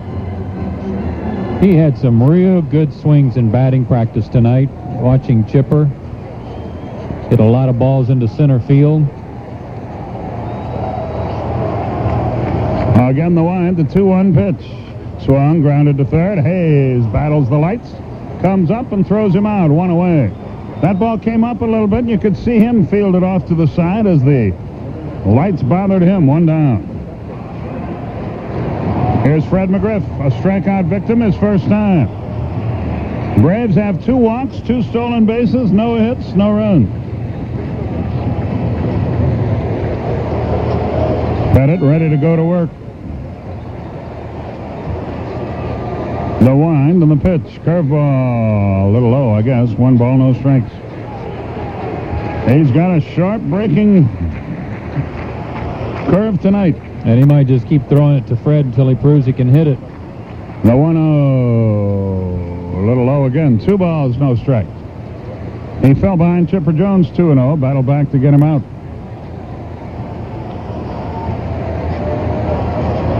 Again, the wind and the pitch. Swung, pop foul out of play to the left over the Yankee dugout and into the seats. There's a little outfield seminar going on in the dugout, I noticed, watching the monitor, between David Justice, Marquise Grissom, and I believe Jermaine Dye. Yep, it is Dye. The wind, the 2-1 pitch. Hung it high and inside, 3-1 to McGriff. Both Atlanta walks came with 2 out. Pettitte gets the Layred sign, the 3-1. Fastball low, he walked it.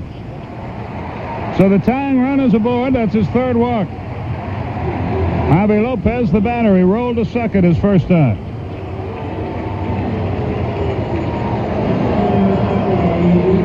No speed on base, no speed in the batter's box. So why not hit and run? See how the Braves play it. Hobby can certainly hit the ball to right field, and they're having to hold Fred on.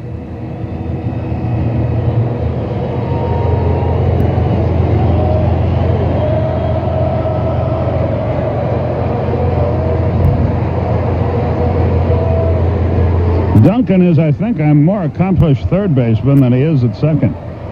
The stretch. Now the pitch. Swung, he pops it down the right side into foul territory and out of play. McGriff was not running, but he took a shot that way. 0-1 the count. And Steve Ripley, the right field umpire down the line, certainly not going to let happen to him what happened to Tim Welke last night. He was hustling to get out of the way of anybody that may be going after that baseball.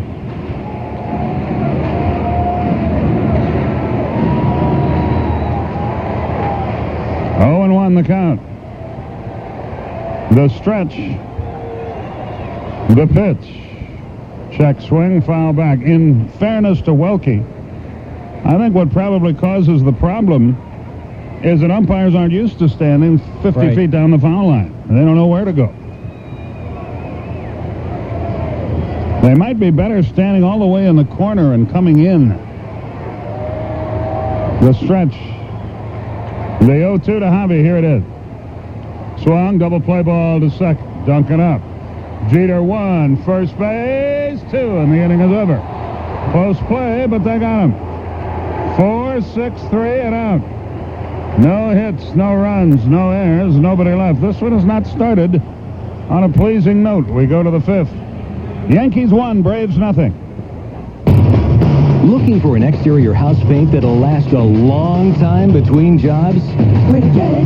Where to get it? Get it at Sherwin-Williams, where you'll find Super Paint, our best exterior house paint. Where to get it? With a 20-year guarantee against peeling, blistering, and fading, it's no wonder we call it Super Paint. It's one paint that really lives up to its name.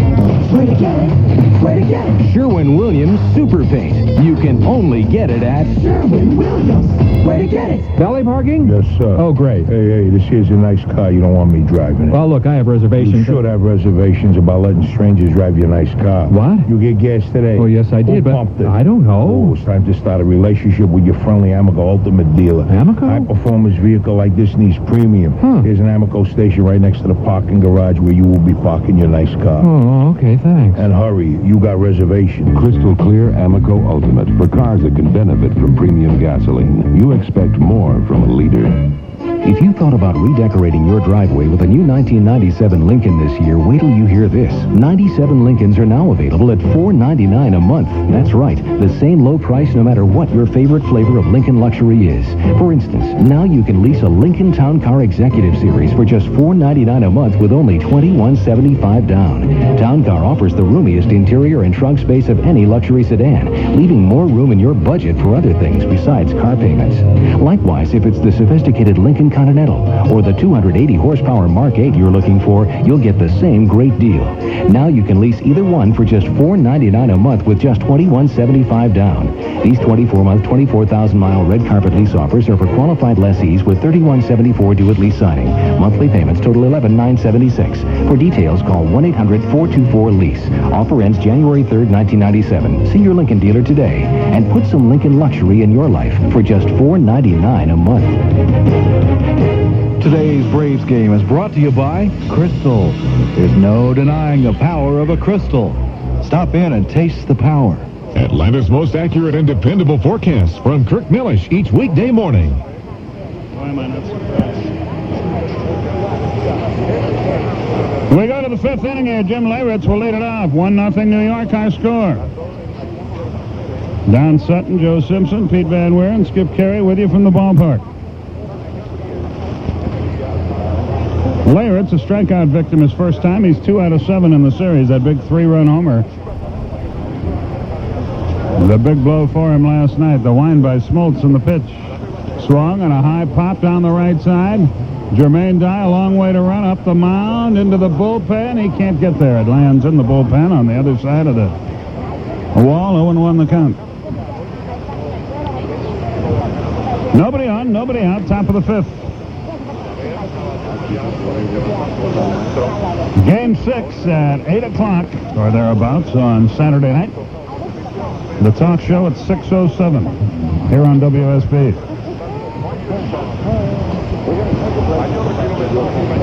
Oh, and 1 the count. The wind, the pitch. Cross-fired him, threw it by him. 0-2 the count.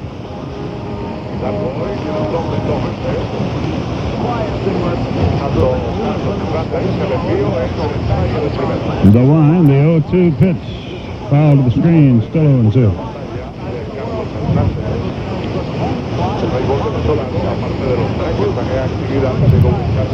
Boy, WSB, all the news people, what a great job they do.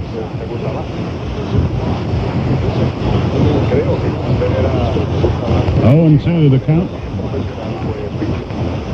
Mike Cavanaugh and Kerry Browning, Lisa Campbell, Bob Cox, Scott Slade, terrific talents. The 0-2 pitch. A little bit low, ball and 2 strikes.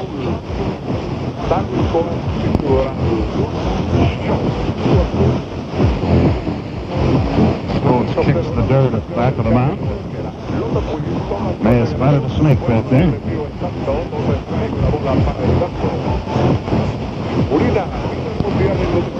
The line and the 1-2 pitch here it is.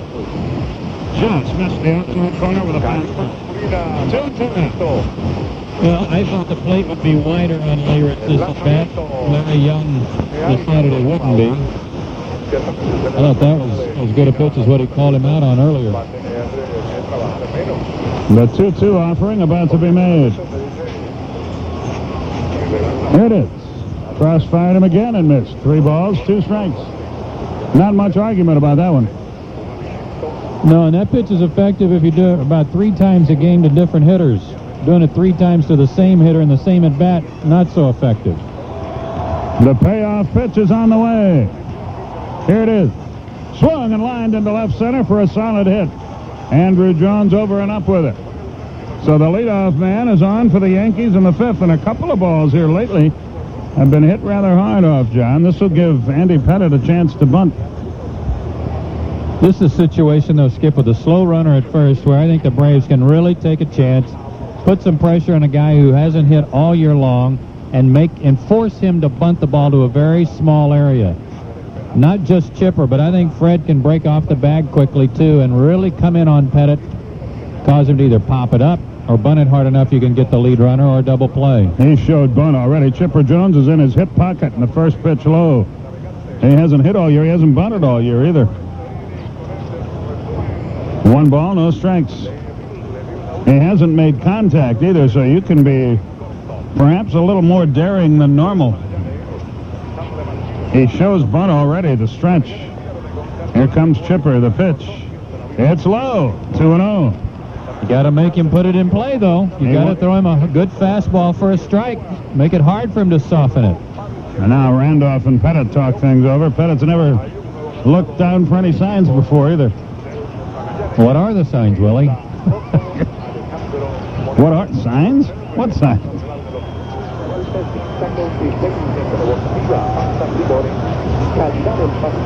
2 balls, no strikes. They might just have him take here. The stretch, he shows bunt, the pitch. He's swinging and he pops a foul back. He showed bunt and tried to slap it by him. It doesn't surprise me, having worked with Joe Torre for many years. He's a riverboat gambler, much like Bobby. But that's okay. That's what I'm talking about. That's why you can take a chance. You can really be on top of him because his chances of making contact and put it in play are limited. 2 balls and a strike. The pitch. He tries to bunt, bunts it in the air. Chipper has it. Good play. He caught that ball almost directly behind home plate. That's how hard he was charging. So Pettitte cannot get the runner over. Derek Jeter, the batter, has struck out and hit a rope that was caught by Chipper. It was in a direct line between home plate and their on-deck circle. That's how far it was into foul territory. And Hobby would have never gotten there because he didn't pick it up right away. Now Blauser in for a word with John Smoltz. You're listening to the 1996 World Series on News Talk 750 WSB Atlanta, the sports voice of the South as well. 1 on, 1 out. Jeter and Charlie Hayes have a chance to do some damage here.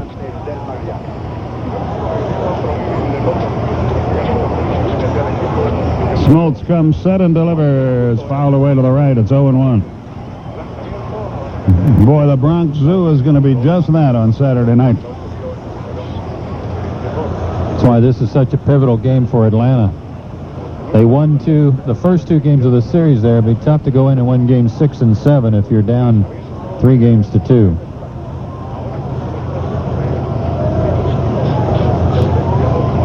The right-hand hitter waits. The 0-1 pitch from Smoltz. Instead to first, Leyritz standing on the bag. 51,881 paid. A sellout, of course. Same as last night. The stretch. And the pitch. High. Evens it up. And a ball and a strike. Jeter takes a look at his third base coach, Willie Randolph. He was a pretty good ball player, wasn't he, Joe? Willie Randolph? Yeah. Oh, you bet. Very solid. Good clutch hitter, too. The 1-1 pitch, here it is. Steerike, fastball over the outside corner. Jeter couldn't pull the trigger. And he's behind in the count, 1-2.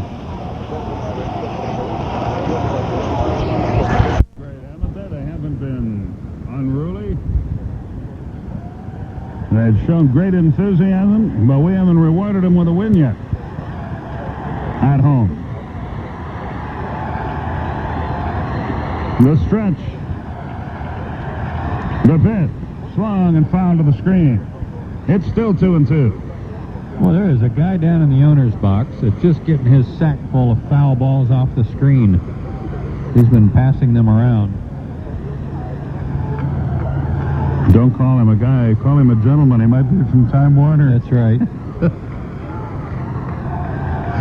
2-2 the count.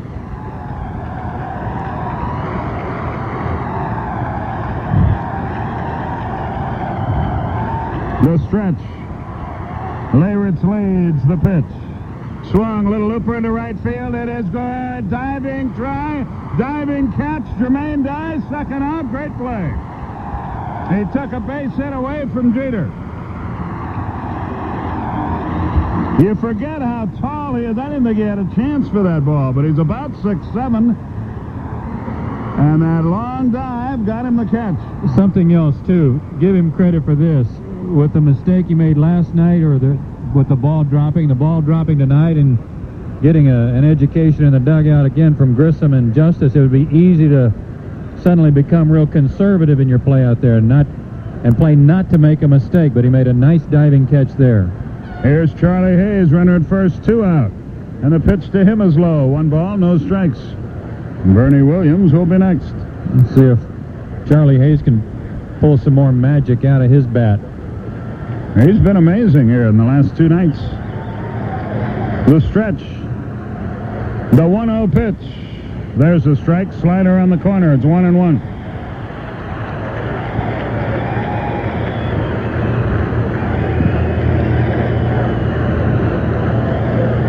Hayes out of the batter's box. Now he steps back in. The stretch. And the pitch. Curve, swung and missed. 1-2 the count. He had a home run cut, but he came up empty. The fans on their feet yet again. They've been wonderful.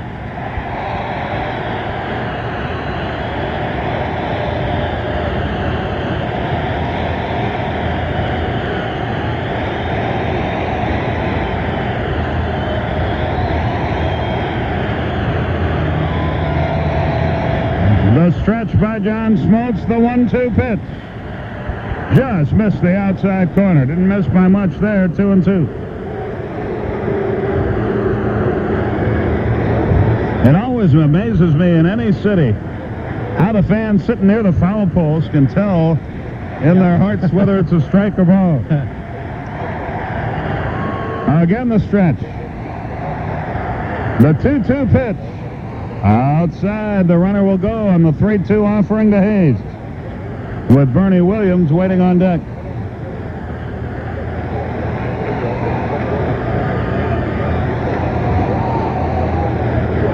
Hayes out of the batter's box for a moment. Now he stands back in. Smoltz waits patiently for him. The stretch.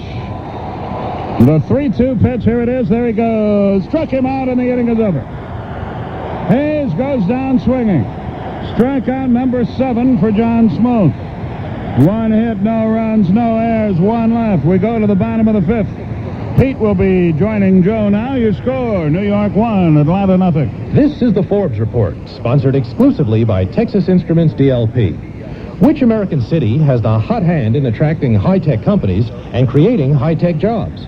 When you think high-tech, you may think Silicon Valley. But these days, Austin, Texas is the hot place for high-tech firms.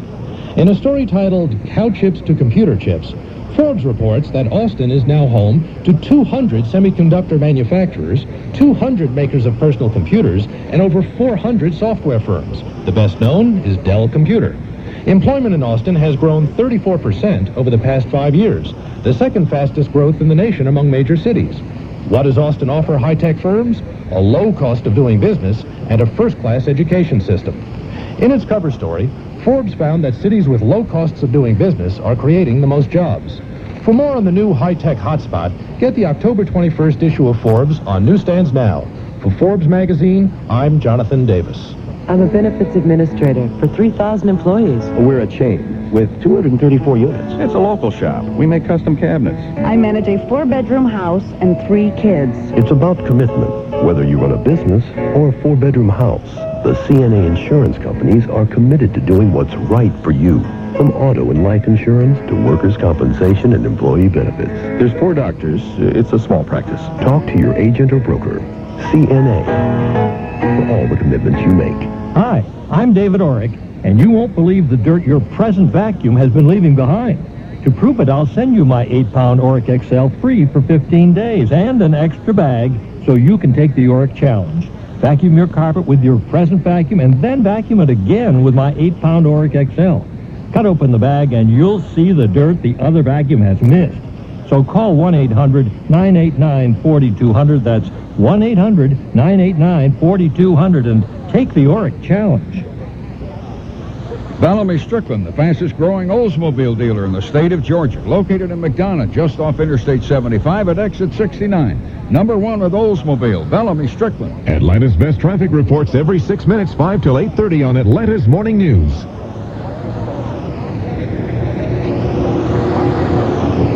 1-0 Yankees as we go to the bottom half of the 5th inning. Andrew Jones, Jermaine Dye, and Jeff Blauser due up for Atlanta.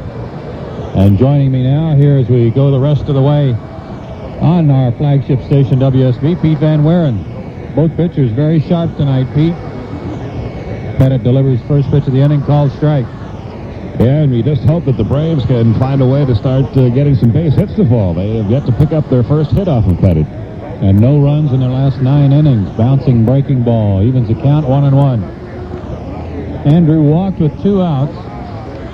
Back in the 2nd inning. Stole second, but was left there as Jermaine Dye grounded out to short. That last pitch got a piece of Jim Leyritz, and he's a little slow putting his mask back on. And now back to action as Pettitte's into the line. And the 1-1 pitch. Change up, low, 2-1. One thing about Andrew the last 2 nights, Pete, he picked up 3 hits last night, but he's been very patient up there. He's been showing a lot more patience in postseason play than he did actually during the regular season after his call-up. Pettitte's 2-1 delivery. Fastball inside, 3-1. Braves have not had their leadoff man aboard in any inning tonight. Even though the only runners they've had have come from walks, no one has been aboard leading off an inning. Good pitch to hit here. Here's a 3-1 delivery. Fastball bounced up the middle. Jeter can't get it. Base hit center field. Andrew with a wide turn. He'll stop it first. First hit of the night for Atlanta. And Andrew now 7 for 16 in the World Series. The only player in the Atlanta Braves roster that has more hits in this World Series than Andrew Jones and Marquise Grissom. 19 years old and doing all that. And Jermaine Dye, the batter, hit the ball sharply his first time up. Bounced out to short. Crowd with a chance to get into the chop and the chant for the first time. Throw to first. Andrew back safely.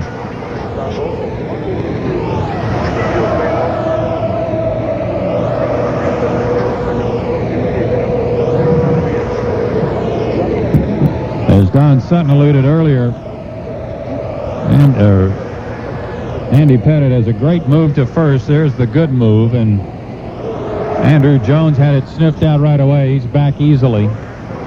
He had 11 pickoffs this year, tops in the major leagues. Yankees are playing for 2 up the middle. Fielder holding on Jones at first, so there's a big hole on the right side. The outfield pretty much straight away. Shading him a little bit toward right. And Dye waits, throw to first. There goes Andrew. They got him picked off. Throw down to second. They got him. He guessed wrong that time, and Pettitte picked him off. 1 out.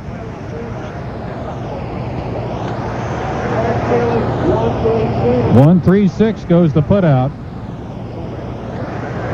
So the leadoff man erased.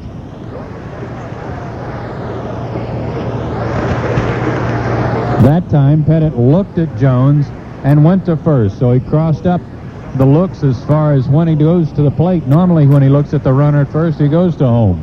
Not that time. And they got him easily at second. Jermaine Dye takes outside for ball 1, 1-0.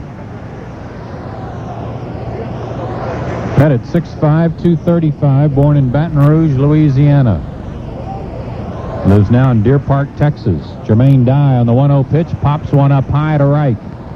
Paul O'Neill comes in. He's under it, makes the catch, 2 down. And Jeff Blauser, the batter. He flied out to right his first time up.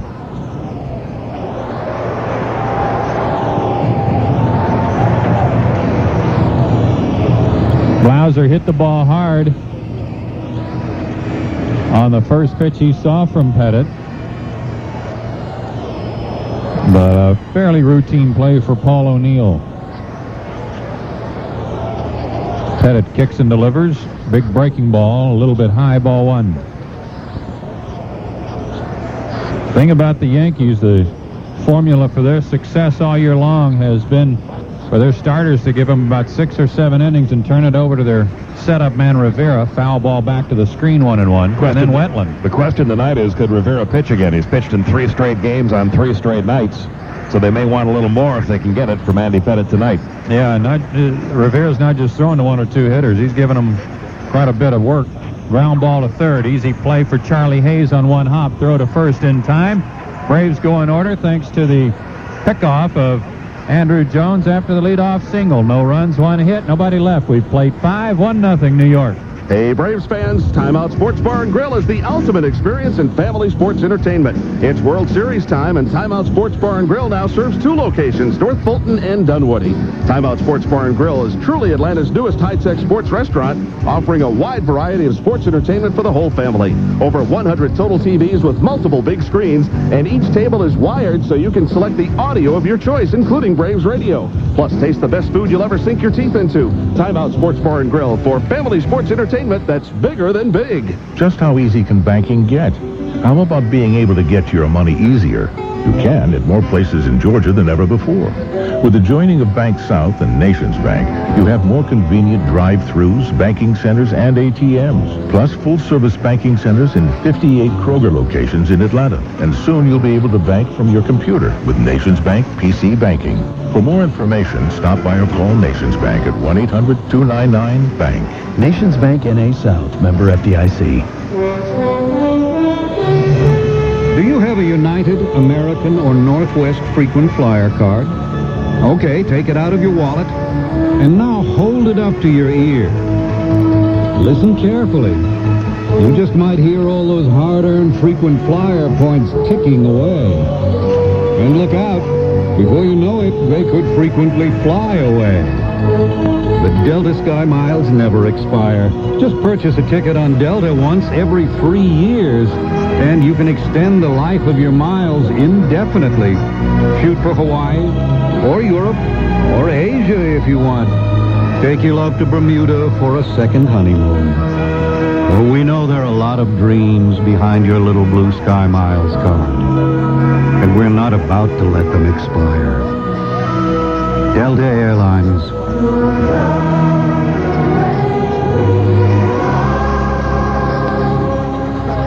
Win the big game, and you could be the richest player on the field.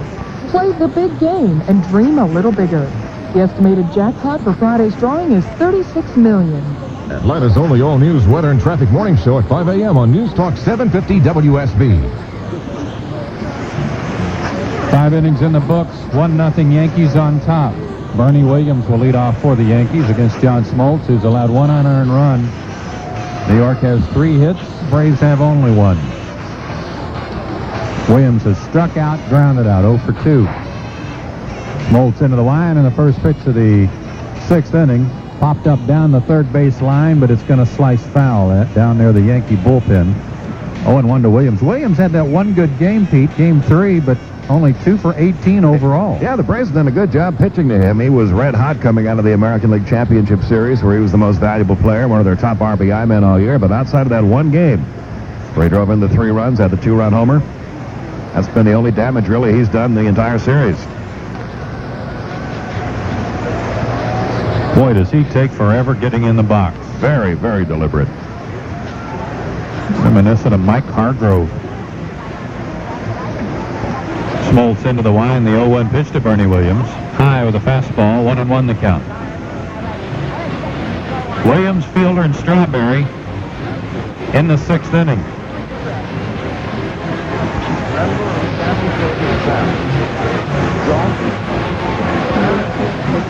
Smoltz has struck out 7. He's walked 1.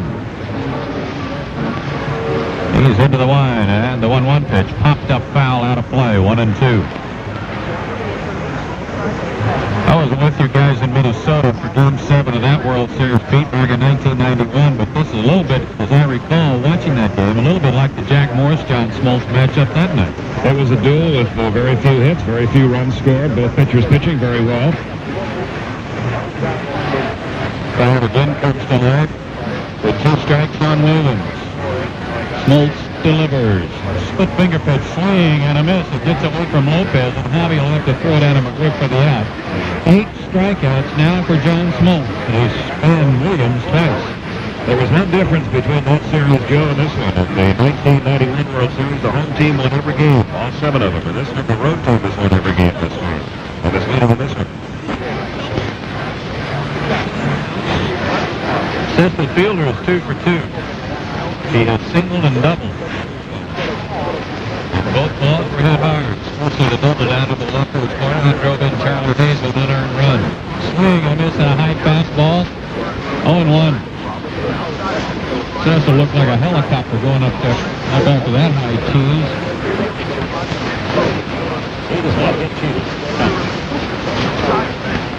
No, he does not. Well, he's ready, and so is Smoltz, the 0-1 pitch. High again, but he didn't offer it that one. 1-1 the count. Kessel's had a good series. He's 7 for 17 with 2 doubles. His first World Series. The 1-1 pitch from Smoltz. High again. Taken for ball 2. 2-1 the count.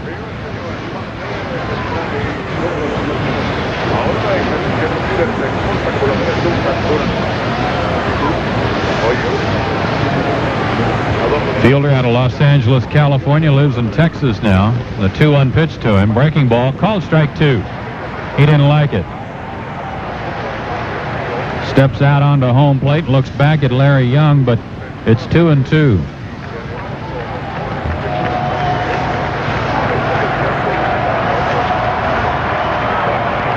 Smoltz looking for his 9th strikeout.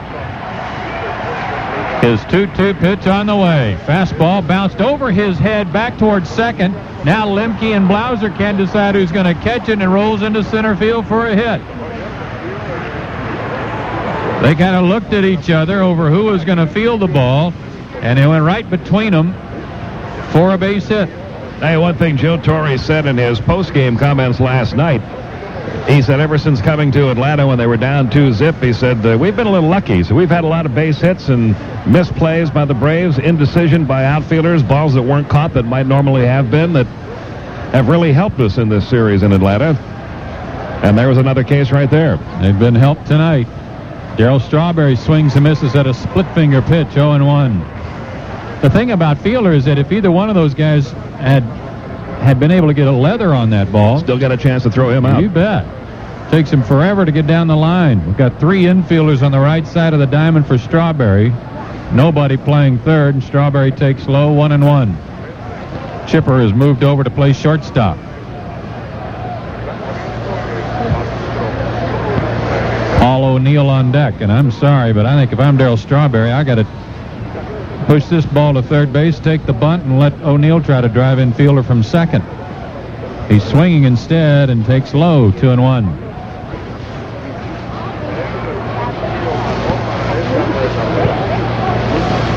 One unearned run on 4 hits for the Yankees. No runs a hit, and a 2-base error for the Braves. That error on a pop fly ball to right center field that Marquise Grissom didn't hang on to after he and Jermaine Dye miscommunicated. 2-1 pitch. Outside, 3-1 to Strawberry. Darrell's 0 for 2 tonight. He has struck out, flied out.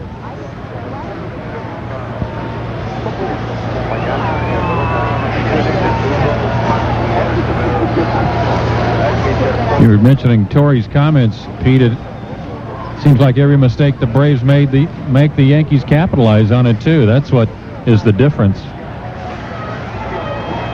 3-1 the count. Here's the pitch from Smoltz. Check swing. He went around and count 3-2. Well, they have capitalized on every Braves mistake, but after watching the Braves play the last few years, we know very well the good teams will do that. You don't win pennants by letting opportunities like that get away from you when they're given to you. 51,881 on their feet. Full count. Is Fielder running? He is. A pitch. Down low. He walked him. First and second, one out for Paul O'Neill. Second walk issued by Smoltz. And Paul O'Neill up there has bounced into a fielder's choice, and he walked. John walked 5 in game 1, but had such a huge lead early. Those walks really never came into play as he coasted to a 12-1 win. And he's right about the same now, Joe, as he was at the end of the 6th inning in game 1. He just passed 100 pitches on the night. But no reason to worry about pitch count tonight. Paul O'Neill stands in. The pitch swung on, fouled back. 0-1 the count. Although he is working on 3 days rest, Pete, so that might make a little bit of a difference as we go along here between now and 115 pitches, let's say. But it's obvious this is John's last start of the year. I'm sure he could come back, maybe help out in the bullpen if needed on Sunday if there were a game 7. 0-1 to O'Neill. First and second. The runners lead, but the pitch is down low and the count 1-1. Fielder at second, Strawberry at first.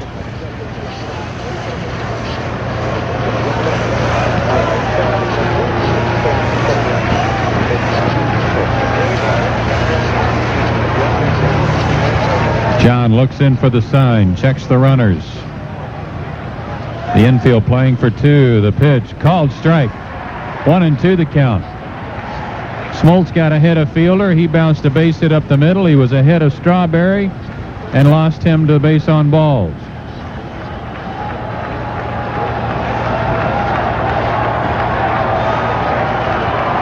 Again, the crowd trying to urge John on. Here's the 1-2 pitch to O'Neill.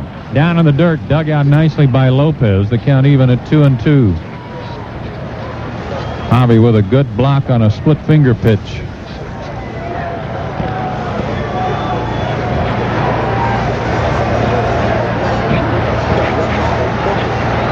Mariano Duncan waits on deck. Depending on what O'Neill does. The left-handed hitter waits. The 2-2 pitch. Split finger pitch bounced foul over near Jose Cardenal. Still 2-2.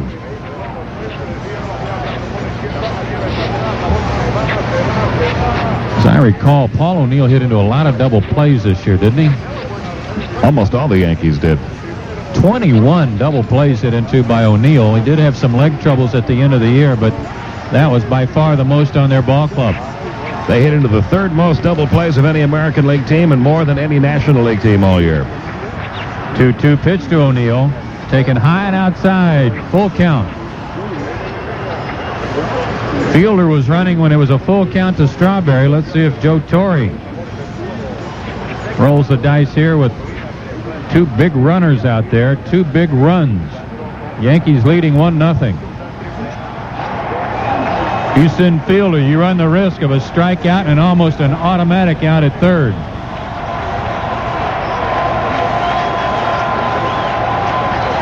Smoltz takes a long time. Now he's got the sign. Fielder is running. The pitch swung on, fouled back. Still 3-2. Braves were doing a good job of keeping Fielder close so as not to get a good jump.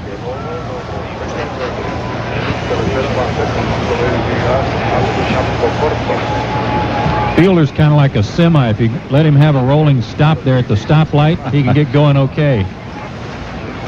If you make him come to a complete stop, he's got to shift a lot of gears. Again, the payoff pitch.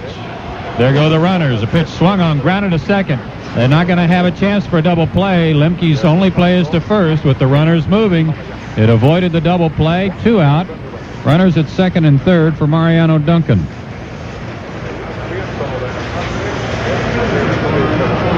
Ball was hit sharply, but Strawberry, since he was not being held close at first, had a big lead at first and was able to make sure they didn't get an out at second. And now Duncan, the hitter, with 2 out, 2 on. Jim Leyritz on deck. The Braves play Duncan around to right. Chipper Jones in on the grass. Smoltz will work from the stretch. Here's the pitch. Swing and a foul ball out of play. Into the upper deck. It's a big spot in this ball game right here. It's a huge out, and you've got a hitter up there that the Braves have really handled in this series. Only 1 for 16 now. He's hit into a force play and grounded to second. 0 for 2 tonight. And 0-1 the count. Here's the pitch. Down low. 1-1 the count.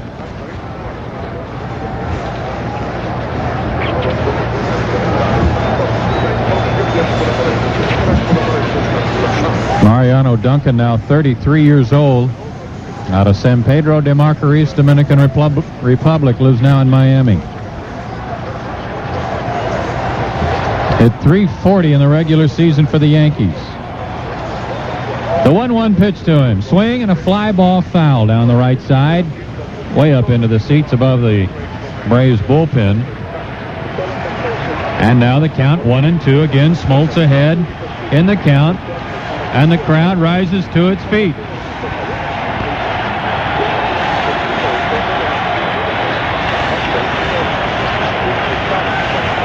Duncan, a free swinger. He'll be trying to guard the plate. Let's see how Smoltz and Lopez go after him. From the stretch, the 1-2 pitch. Fastball, got him looking. Called strike 3, inning over. Smoltz with his 9th strikeout. 2 runners left in scoring position. We go to the bottom of the 6th. 1-0 Yankees. Teammates brought to you by the U.S. Army. From the outhouse to the penthouse, the metamorphosis in a moment. Dear Dad, we made our toughest parachute jump at dawn. And I remembered when you said that courage is putting your fear aside and doing your job. You know, putting off college for the Army was the right choice for me. Stand in the door. Go! To find out how you can earn up to $30,000 for college with the Montgomery GI Bill plus the Army College Fund, call 1-800-USA-ARMY. Now I'll get the most from college. And the best from myself. Paid for by the U.S. Army. The Mets were the doormats of the National League for nearly a decade when things began to turn around in the mid-'80s. They acquired Keith Hernandez and Gary Carter to provide veteran leadership to a young nucleus. And in 1986, it all came together. New York steamrolled through the regular season with 108 wins and survived several scares in the postseason before becoming world champs. Teammates brought to you by the U.S. Army. I'm Jerry Coleman. So you need some new stuff. Some really big stuff, like a sound system, a computer, maybe even a dishwasher. Well, now through Saturday at Sears Brand Central, it's all on sale. All home appliances, electronics, and computers. Every terrific brand name. Kenmore, GE, Sony, Panasonic, Compaq, and more. Plus, get free delivery on all appliances over $399. But only through Saturday at Sears Brand Central. So hurry in and bring home the good stuff. Those excluded. See store for details. If it were invented today, the creator would be called a genius. Imagine a pain reliever that does more than just relieve pain. It can actually reduce your risk of stroke and second heart attack. It's powerful enough to help stiff joints move more freely, yet gentle enough to take on an empty stomach. With a buffering system that contains calcium, they'd call it a medical miracle, but you can call it buffering. That's right, buffering. Ask your doctor how buffered aspirin from Buffer may be able to reduce your risk of stroke and second heart attack. Use only as directed. Now get monthly service from Val South Mobility for only $15.95 a month. Call 847-3700 for details. Val South Mobility. Count on it. Certain restrictions apply. Top news, accurate weather, and traffic every 6 minutes on News Talk 750 WSB.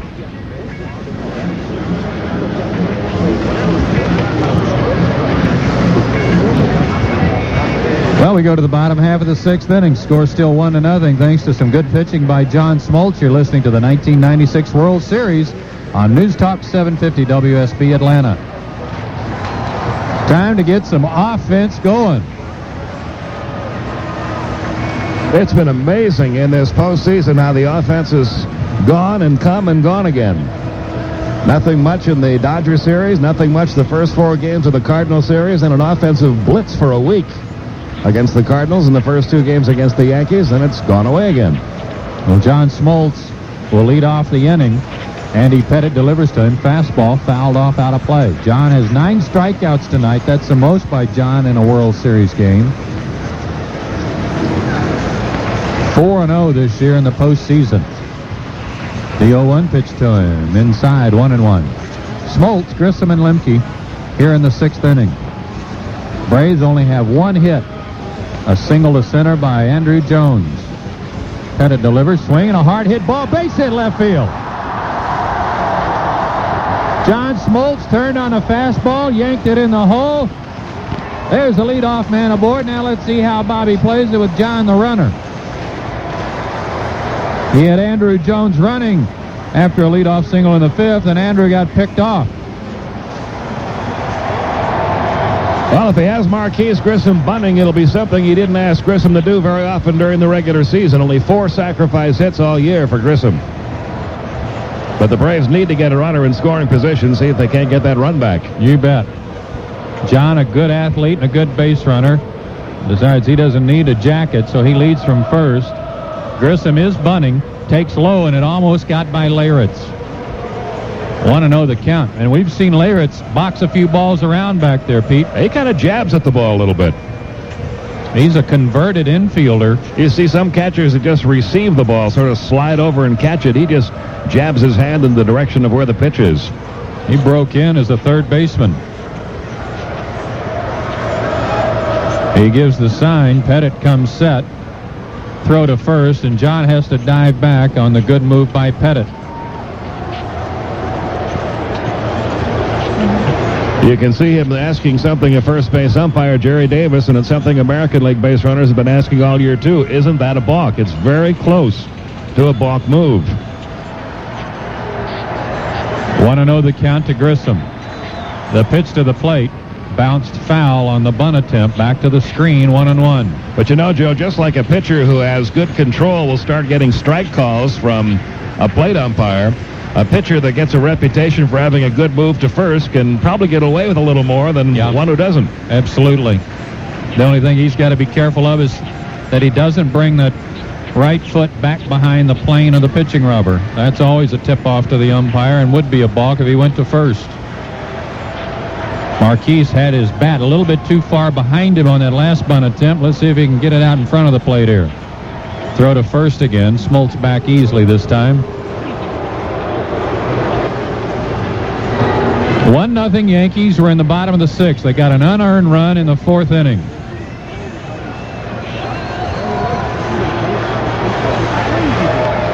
Pettitte nods yes. Comes set. Delivers. Marquise is swinging and fouled one back to the screen. Oh, man. 1-2 the count. You really roll the dice there, Pete, when you let him swing away. You're hoping that they're thinking bunt. He's going to get a fastball. Marquise, a good fastball hitter, and then he can make the best of it. But when you miss it, suddenly you take away the opportunity to bunt as the count goes to 1-2. Pettitte ready, delivering, breaking ball, hit hard, base hit left field. Smoltz heads to second. He'll stop there. Marquise made the best of it anyway. He hit one almost in the exact same spot Smoltz hit his. Good start to the 6th. Braves have something cooking, and Lemke the batter, and he's a good bunter.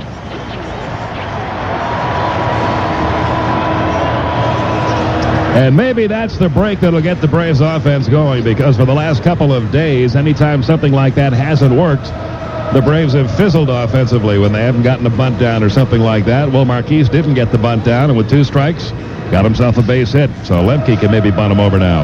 Yeah, and Mark would like to atone for that popped-up bunt attempt he had in Game 3 in a similar situation.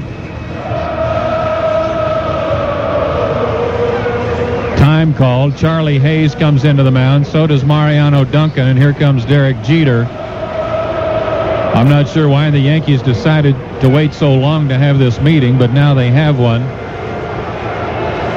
And it all concerns the defense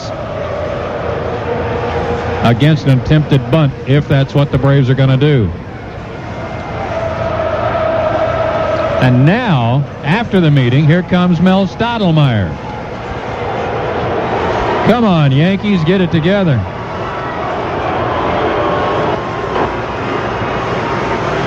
After all that, after the meeting on the mound, the infielders had reassumed their positions, and as soon as they did, then the pitching coach came out. All the infielders on top of the mound, with the exception of Cecil Fielder, and the only reason he's not up there is that he wouldn't fit. And while that meeting was going on, Pat Corrales trotted down to second base and had a couple of words with John Smoltz. Crowd really booing the Yankees, wanting them to get this thing underway here. The play you want to make here, Pete, if you're going to bunt the runners over, you want to make the third baseman field the bunt. Cecil Fielder about 5 or 6 steps inside the bag at first. Charlie Hayes also in close, but Mark's got to try to make Hayes field the ball. He's squaring, but bunting down the first base line and foul. With John Smoltz running, they might think that they can cut him down at third base. But if you make Charlie Hayes field the ball, there's no way they can get John Smoltz. And that's the direction Mark's got to go. 0-1 the count.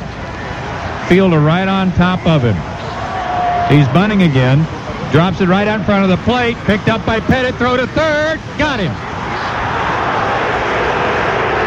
Bunted it right out in front of the plate. Pettitte picked it up barehanded. Made a scoop and a throw all in one motion. They get the lead runner. And I don't know why, Pete, but the bunt not attempted to be pushed down the third base line. Well, that's where it's got to go to be a successful bunt with a runner at second base. To be assured of a successful bunt with a runner at second base. And Pettitte, especially being a left-hander, only had to do one motion. Just pick the ball up and throw it over to third. A right-handed pitcher would have had to turn and throw. That might have been enough time to give Smoltz a chance to slide in safely.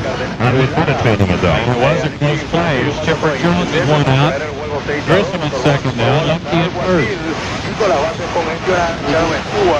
Chipper 0 for 2. A fly out of ground out. The pitch swung on. Come back to the mound. Should be 2 to Duncan for 1. Relay to first. Double play. Inning over. What started out as a great inning comes up zeros. No runs. 2 hits. 1 left. We go to the 7th. Still 1-0 New York. Castrol Motor Oil and Walmart are proud to have supported the Atlanta Braves Foundation by making a $12,000 donation as part of the Castrol Walmart Doubles Contest. They donated $50 to the Atlanta Braves Foundation every time a Braves player hit a double during the 1996 regular season. Castrol and Walmart would like to congratulate the Braves for a great season and all of the Braves fans who participated in the Castrol Walmart Double Contest. Go Braves. Let's make it a double back-to-back World Series championship. To be a champion, to rise above the rest, it takes something more. Sierra by GMC, a full-size pickup with full-size value. With a newly enhanced 200-horse Vortec engine standard for more standard power, more standard torque, and more miles between scheduled maintenance, all at a value that's more than you bargained for. Sierra by GMC, keeping you comfortably in command. Your North Georgia GMC dealers, test drive Sierra today.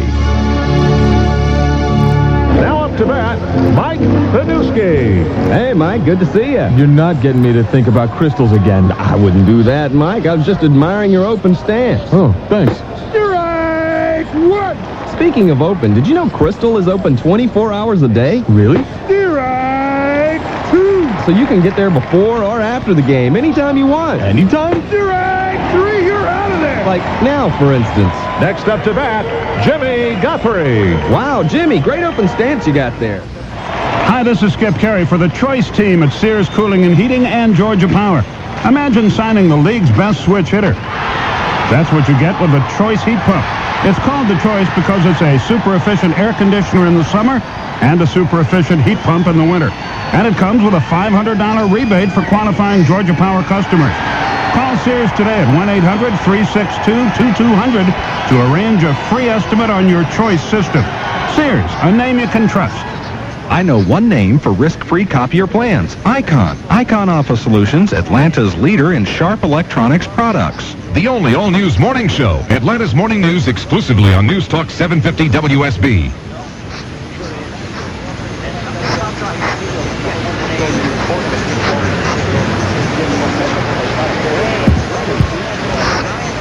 We go to the 7th inning, 1-0 New York. Jim Leyritz will lead off for the Yankees.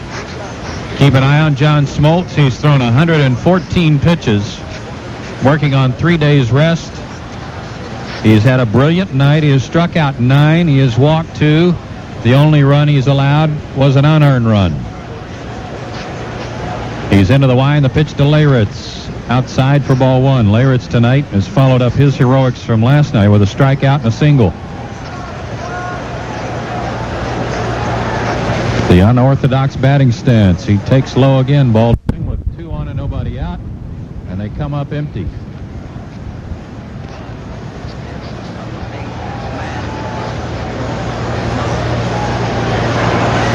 Leyritz, Pettitte, and then Jeter for the Yankees here in the 7th. 2-0 pitch. Breaking ball low. 3-0.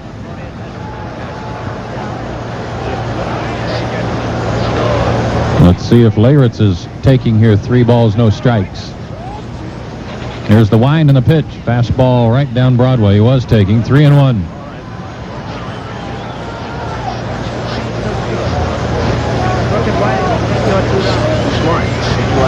The 3-1 delivery. Here it is. Swing and a fly ball hit softly down the right field line. Foul territory near the mounds in the bullpen. A diving effort by Jermaine Dye. He can't get it. Leyritz broke his bat. He'll have to get another one.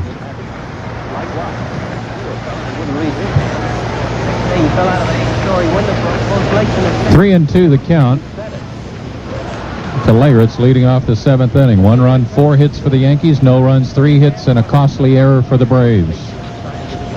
That error was on leadoff hitter Charlie Hayes back in the 4th inning. A fly ball to right center. Grissom and Dye couldn't get together. Grissom had it hit off his glove for a 2-base error. Hayes went to third on a ground ball by Bernie Williams. Scored on a double by Cecil Fielder.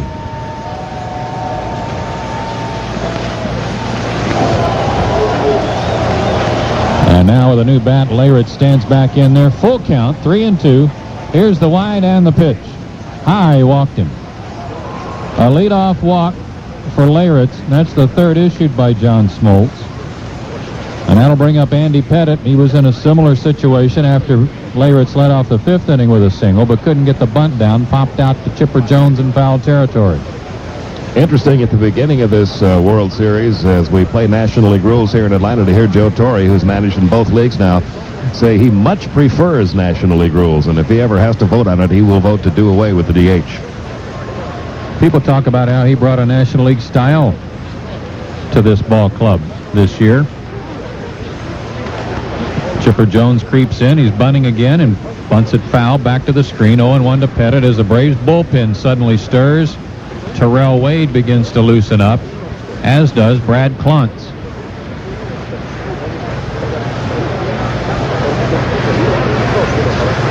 World Series tied at 2 games apiece. The Yankees lead Game 5, 1-0. Smoltz comes set. Pettitte squares around again, takes high. 1-1 the count. That's usually a sign of fatigue, Pete, when you're upstairs. Yeah, and the control has been fading just a little bit the last 2 innings. He's walked 2 of the 3 men he's walked in the game in the last 2 innings. He's had a lot of 3-2, 3-1 counts on hitters. Up over 120 pitches now. And obviously, he just wants to throw a strike.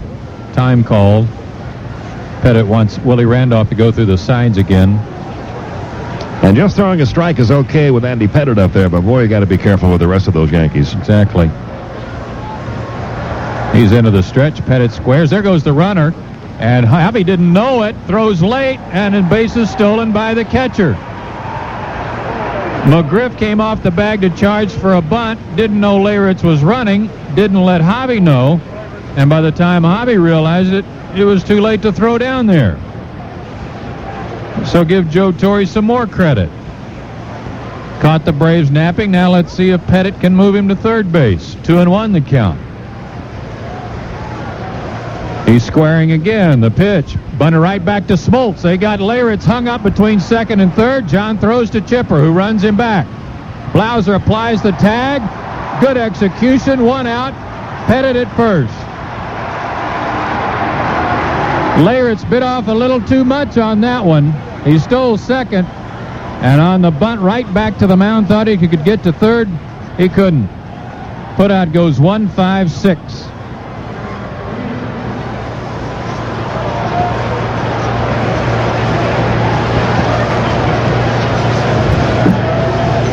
Back to the top of the order, and Derek Jeter. Pettitte has his jacket on. McGriff will play behind him. Jeter tonight 0 for 3, but he's hit the ball hard twice. Lined out to Chipper Jones on a rocket shot. Hit the ball hard to Jermaine Dye his last time up. The pitch, swing, and a foul ball out of play. No balls, 1 strike. Jeter now 4 for 15 in the World Series. He's been on base a lot, though. He's drawn a couple of walks. He's been hit by a pitch and has been a very impressive player. 0-1 the count. Smoltz delivers. Breaking ball, a little bit low and outside. 1-1. He and Bernie Williams have proven to me, Pete, that they're all that they were billed to be, but I'm not so sure. I wouldn't rather have this guy on my team if I had to pick one of them. What a bright future he has. The 1-1 pitch. Swing and a line drive to McGriff at first, playing behind the runner. He'll take it to the bag. They double off Pettitte. Inning over. Jeter is lined out 3 times tonight. A double play ends the 7th. We go to the 7th inning stretch, the last one here in this stadium. Yankees on top 1-0. For a taste of success this NFL season, you could haul in a 95-yard touchdown pass, or stop a 285-pound linebacker, or grab a bowl of delicious whole wheat Wheaties. That's right, Wheaties has a hearty, toasted taste that's just got more to it. So let's review. Pick up a crucial first down, or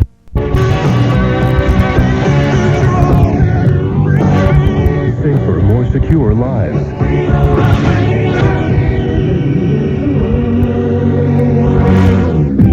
Imagine you're giving a presentation. The image has the clarity of a just-washed picture window, none of the usual slight haze. Now, imagine the colors in your presentation looking natural, instead of like cartoon colors. Imagine your PowerPoint text and presentation graphics looking like 35mm film. You are imagining digital technology applied to light. Digital light processing technology created by Texas Instruments. Now imagine all this sharpness, but in a well-lit room at almost any viewing angle. Yes, you saw correctly. You are picturing the beauty of digital light, the dramatic new technology from Texas Instruments. It's ready for your presentation today. Texas Instruments digital light processing technology is now available from the world's leading projection display companies. Call us at 1-888-DLP-BY-TI. Braves Baseball is brought to you by Castor Oil Syntex, the motor oil that bonds to your engine parts, leaving a layer of protection far stronger than conventional motor oils, and available at Pep Boys, America's Automotive Supercenter. All news every morning. It's the only all-info game in town on News Talk 750 WSB.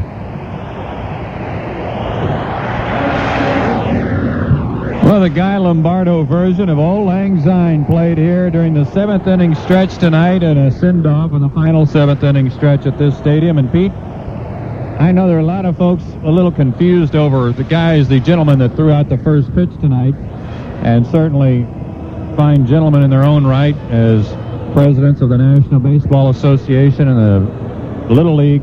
But would it have been nice? I mean, it was a great idea you had about your choices for a couple of guys who could have thrown out the first pitch. Well, I know they're wearing the wrong uniforms right now, but the first regular season game ever played in this ballpark, Tony Cloninger threw the first pitch and Joe Torre was catching. Would have been kind of neat, I thought, if Tony Cloninger had gotten to throw the first pitch of the last game here, too, even though he's wearing an enemy's uniform right now. Well, here's Fred McGriff leading off the bottom of the 7th. Braves only down by a run. It's 1-0.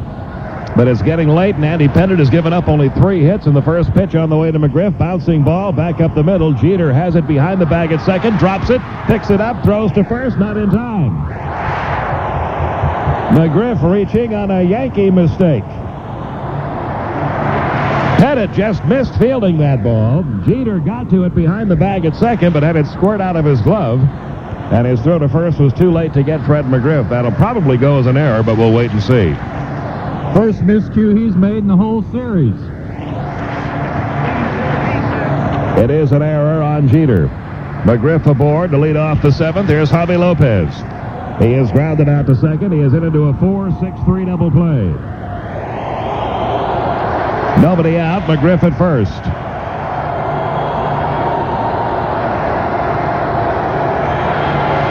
The look in by Pettitte. Here's the left-hander's stretch. And the pitch on the way to Lopez. He takes it low, ball one.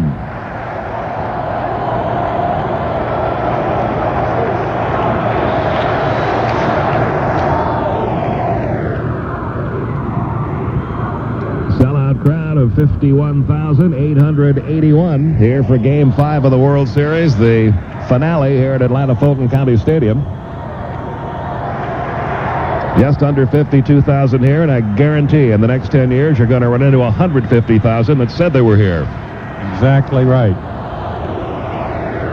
The Javi chant begins. The stretch by Pettitte. And the 1-0 pitch on the way to Lopez. Little tapper over the mound, charging at Mariano Duncan. He'll have one play. He's going to run over and tag the bag at second. They get the force on Fred McGriff. Lopez becomes the runner at first with one out now.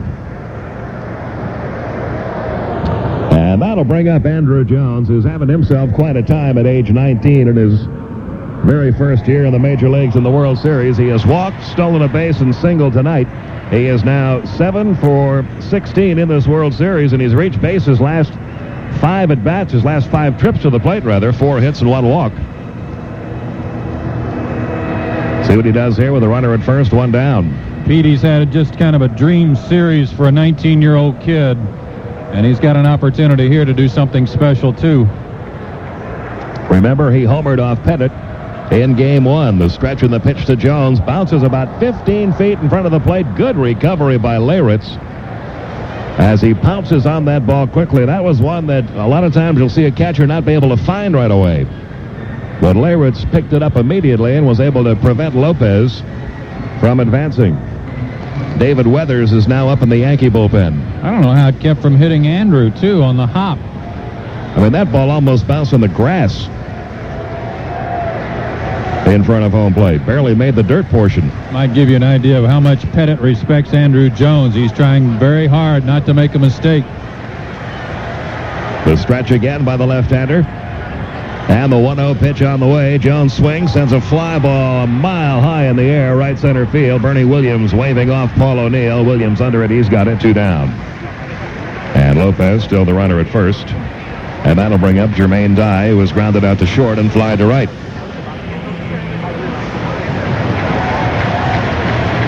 Mike Bilecki has gotten up in the Atlanta bullpen. What you'd like to see Jermaine do here is not think about trying to hit a home run with 2 outs, but staying on the ball. Don't pull off of it. Hit the ball to right center field. Set up a first and third situation. You might even get one to go in the gap and deliver Javi all the way from first. Here's the stretch by Pettitte.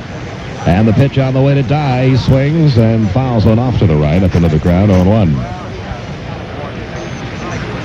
In 34 starts with the Yankees during the regular season, Pettitte had only 2 complete games.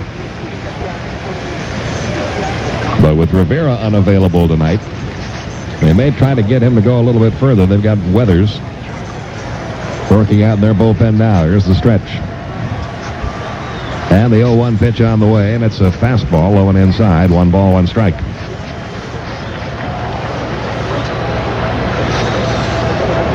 One run, 4 hits for the Yankees.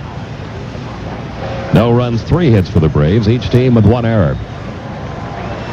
The stretch by Pettitte. And the 1-1 on the way. It is on the outside corner for a call. Strike 1 and 2.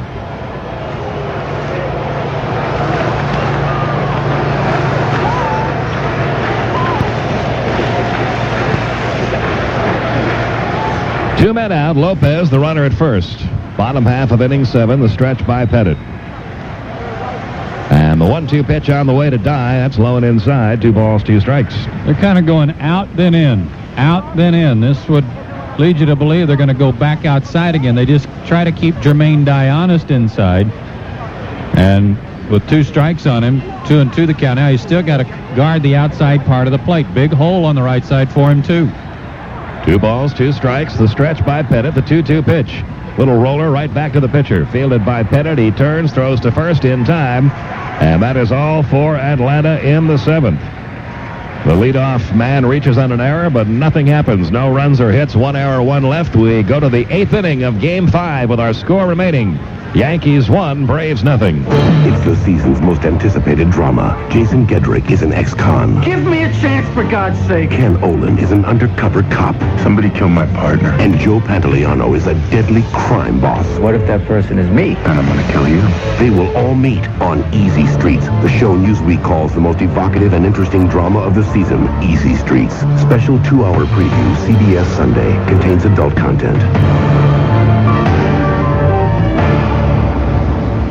La Quinta Inns and Suites have 15,000 brand new gold medal rooms we can't wait for you to see. So for a limited time, we're offering a special gold medal rate you won't be able to pass up. November 1st through January, get a new gold medal room for just $49 or $54. Call 1-800-531-5900 now for reservations. La Quinta, make yourself at home. Offer good at over 100 participating La Quinta Inns and Suites. Some restrictions apply. That's my friend Mike. He's humming because, well, he doesn't want to hear me talking about prostate health there. I said it. Sorry, Mike, but those frequent trips to the bathroom at night? Well, you should know about Propomex. All natural Propomex supports prostate health. 2 a day, and in about 4 weeks, you'll start seeing results. Satisfaction guaranteed or money back, Mike. Propomex, the natural choice for prostate health at food, health, and drug stores. Learn more. Call 888-899-3000. You listening, Mike? Propomex. Use as directed. Stevie Peckingham graduated to cashier, I see. Mr. Frankel, my old algebra teacher. I'm just picking up a few items. Okay to write a check? I gotta see some ID. What? Like a driver's license, math club card. Stevie. You need a Visa check card. A what? It's an ATM card with the Visa logo on it. You could still use it to get cash, only now you can also use it to buy things everywhere Visa's accepted. And the money comes straight out of your checking account. No presenting ID. More purchases times fewer visits. Can I help you with the math? The Visa check card works just like a check, only better. Win the big game, and you could be the richest player on the field. Play the big game and dream a little bigger. The estimated jackpot for Friday's drawing is $36 million. First, fast, accurate news, weather, and traffic on News Talk 750 WSB.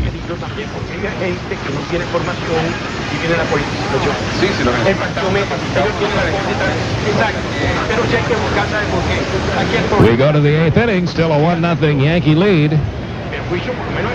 And leading it off for the Yankees will be Charlie Hayes, who was struck out, reached on a Marquise Grissom error in the 4th inning, wound up scoring the only run of the night so far, and he struck out his next time up in the 5th, so he's 0 for 3, but has scored the game's only run. He'll be followed by Bernie Williams and then Cecil Fielder. John Smoltz still out there.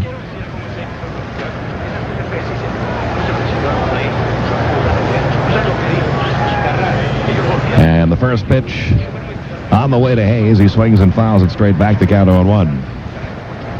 Mike Bilecki and Terrell Wade now begin to loosen in the Atlanta bullpen. A bit of a dangerous combination here, though. The middle of their lineup and John Smoltz tiring. The sign given by Lopez. Here's the wind by Smoltz. And the 0-1 pitch on the way to Charlie Hayes. There's a strike in the outside corner, 0-2. Best thing for John to do now is not have to work too deep in these counts. Right. Last couple of innings, he has been 3-2, 3-1 on almost everybody. He's ahead here, 0-2 on Hayes. Here's the wind, the 0-2 pitch coming, and Hayes started to go, checked his swing. The pitch was low and outside. 1 ball, 2 strikes.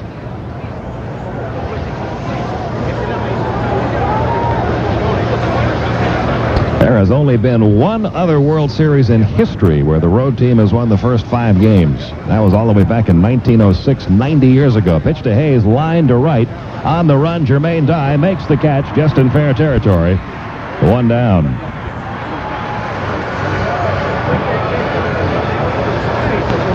But if the Yankees hang on and win here, all 5 games in the series will have been won by the visitors. And if that trend continues, that would be very good for Atlanta. Yeah. But the Braves would rather pick up that 3rd win, obviously, in this one. Yeah, I'd much rather go to New York up 3-2. Absolutely. Here's Bernie Williams. He has struck out twice and grounded out to second. Just 2 out of 19 now in the series. Smoltz lines, delivers. Williams swings, lines one deep right field. Dye going back to the track to the wall, makes the catch, and on a step fly of the wall. That was a good play by Jermaine Dye. That ball was a good that high and was hit deep. And Jermaine got turned around a couple of times out there. But he got there, made the catch, 2 away. That'll bring up Cecil Fielder. 3 for 3 tonight. He has 3 of the Yankees' 4 hits. 2 singles and a double. His double drove in the only Yankee run back in the 4th. It's one of those you got to get back on, Pete, but you also have to keep your eye on because it's getting to you in a hurry. Nice play by Jermaine backpedaling on the track. John Smoltz looks in for a sign. The right-hander winds, and the pitch on the way to Cecil Fielder, and it's high, ball 1.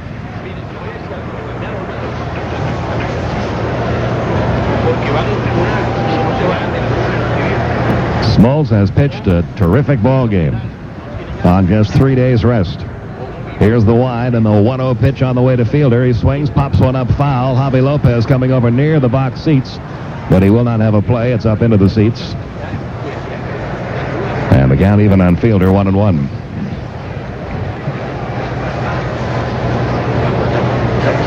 Smoltz had 24 wins during the regular season.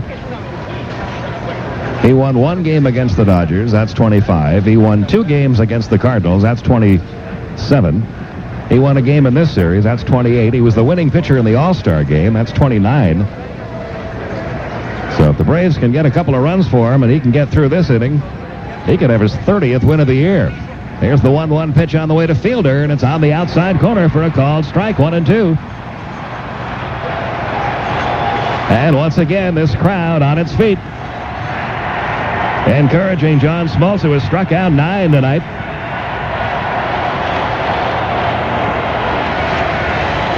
The right-hander into the windup. Here's the 1-2 pitch on the way to Fielder. Swinging a foul in and out of the glove, or did it? No, he didn't. He missed it. Strike 3. And Lopez picks it up and tags Fielder. 10th strikeout of the game for Smoltz. He gets the Yankees 1-2-3 in the 8th. We go to the bottom half of the 8th inning. Still the Yankees 1, Atlanta nothing. Come on, Sheila, what's the problem? David, you hit every pothole on the way up here. So it hurts the car, David. Your car is your baby. It needs gentle care and nurturing. It's a car, Sheila. Oh, when was the last time you took your baby to Amico, David? I don't remember. Well, that is pathetic. Your baby needs premium. Amico Ultimate. We're leaving you, David. Somewhere out there is a fellow who knows how to take care of a car. Sheila? Crystal clear Amico Ultimate for cars that can benefit from premium gasoline. You expect more from a leader. We're pleased to announce the newest high-performance statement from Dodge. A sport coupe that sports a multi-valve double overhead cam engine, an 8,000 RPM tachometer, 4-wheel independent suspension, air conditioning, 14-inch sport bolt-on wheel covers, fog lamps, and rear spoiler. This particular sport coupe also happens to be priced at just $12,270 after $1,000 cash back. And with 150 peak horsepower at no extra charge, for that very cool price, you get one hot little rocket. Say hello to Dodge Neon Sport. Dodge Neon Sport, $12,270 list price after $1,000 cash back, excludes tax. You can say hi to the Dodge Neon Sport at your friendly Dodge dealer. This is the sound of baseball. This is the sound of you sitting in your car, in your driveway, listening to the game on the radio, drinking an ice-cold Coca-Cola Classic. This is the sound of a player's paycheck being delivered. This is the sound of you celebrating with an ice-cold Coca-Cola while you're doing donuts in your front yard because your team just won thanks to that player's bottom of the 9th home run. This is the sound of the end of the commercial. SunTrust Bank has been proud to team up with Fred McGriff again this year in the fight against sudden infant death syndrome. For every hit Fred has made, SunTrust donated $100 to the American SIDS Institute. Team coverage of news, weather, and traffic. Atlanta's Morning News on News Talk 750 WSB. We go to the bottom half of the 8th inning. Yankees on top, 1-0 in Game 5. Tino Martinez has replaced Cecil Fielder at first base for New York. And Jeff Blauser leads off against Andy Pettitte. Blauser down there, slide to right and grounded out to third. Here's the wind by Pettitte. The pitch on the way to Blauser. He takes it up high, ball 1. And look who's up in the bullpen, Mariano Rivera, who has worked 3 straight games. Also left-hander Graham Lloyd, who's had some big, important outings for the Yankees in this series. Here's the 1-0 pitch to Blauser. He swings, hits one deep to left field. Back goes Strawberry to the track, to the wall. He's got it up against the wall. 390 feet away in left center field. Strawberry taking an extra base hit away from Jeff Blauser. One man gone. Boy, oh boy, that looked like it had enough. He just pulls it a little bit. It's out of here. Good play by Strawberry, too. Out number one in the bottom half of the 8th inning, and here's Mike Mordecai. Pinch hitting now for John Smoltz. What a game Smoltz pitched. 8 innings, only 4 hits, 1 unearned run. He walked 3 and he struck out 10. He gave it his all. But he's trailing right now 1-0. In the World Series, Mordecai getting his first at bat. In postseason, he is 1 for 4. Right-hand batter, Pettitte, looks in for the sign from Leyritz. And the pitch to Mordecai is low and away, ball 1. One of the things I think Blauser did was lure them into thinking he was going to be taking until he got a strike. He got a good fastball to hit, almost hit it out of the park. Maybe Mordecai can do the same thing. Here's the 1-0 pitch to him. Ground ball, left side. Shortstop Jeter feels a funny hop, rolls up his arm a little bit, throws on to first just in time for out number 2. So Pettitte has gotten the first 2 here in the bottom half of the 8th inning. And the batter will be Marquise Grissom. He has struck out, walked, and singled. 1 run, 4 hits for New York. No runs, 3 hits for Atlanta. Game 6 will be on Saturday night at Yankee Stadium. Greg Maddux against Jimmy Key. Yankees trying to take a 3-2 lead back to New York and trying to remain unbeaten on the road in postseason. They've won all 7 of their postseason games on the road so far. Here's the pitch. It's low and away, ball 1. That's already a record. 7 consecutive road wins in postseason. It is phenomenal. They've had trouble at home. They've only won twice at home this year. A pitch to Grissom, ground ball up the middle. That might get through and does. Base hit center field. Grissom aboard with a 2-out single. Hit number 4 for Atlanta off Pettitte. And it'll bring up Mark Lemke, who is hitless so far tonight. He has struck out twice and bunted into a force play. 0 for 3. He's got a 13-game postseason hitting streak on the line tonight. I know you're going to spot here, Pete, where you desperately need a run. You've got your fastest runner at first base, and you got a pitcher on the mound who's already picked off one of your runners tonight. He's got a great move, but you'd love to get Grissom in scoring position. Lemke steps in, 2 men out. Here's the stretch by Pettitte. And the pitch on the way to Lemke. He takes it low, ball 1.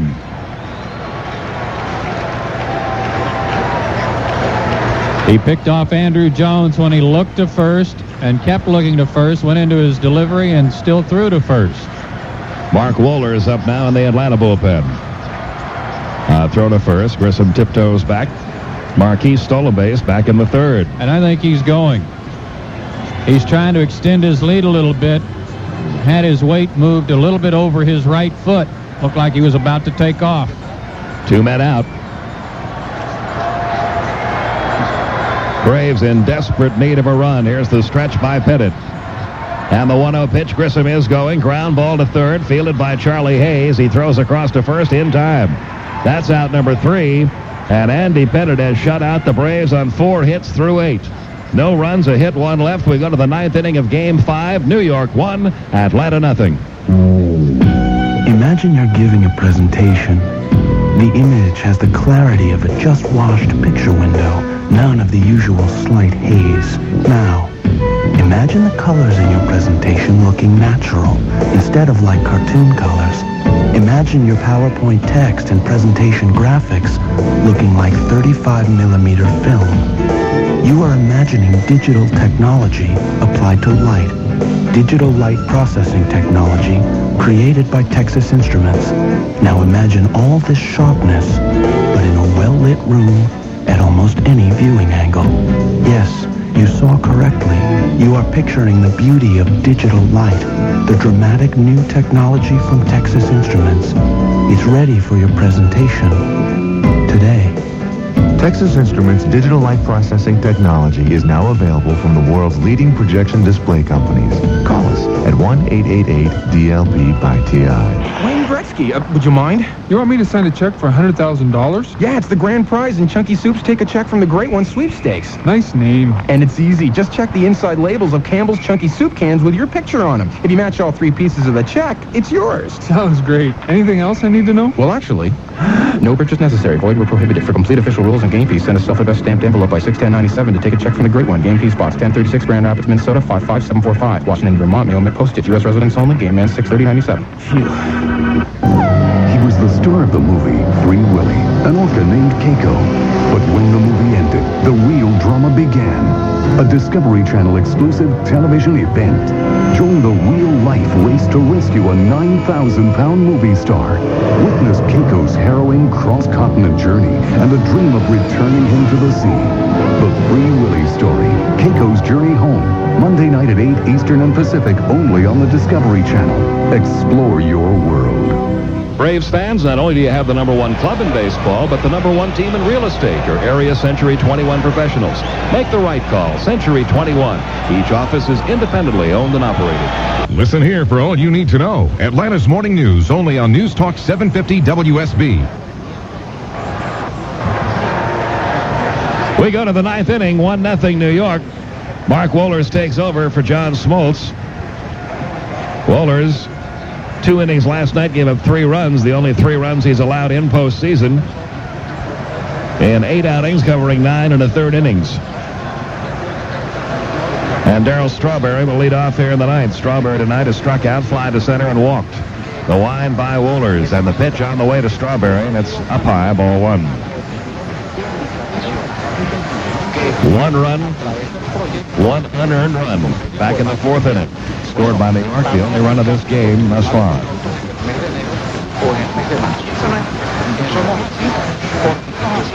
Now Strawberry steps out. Strawberry will be followed by Paul O'Neill and Mariano Duncan in the Braves half of the 9th inning. Chipper Jones, Fred McGriff, Javi Lopez. Here's the 1-0 pitch on the way to Darryl Strawberry, and he fouls it straight back, 1 to count. Con respuestas ambiguas.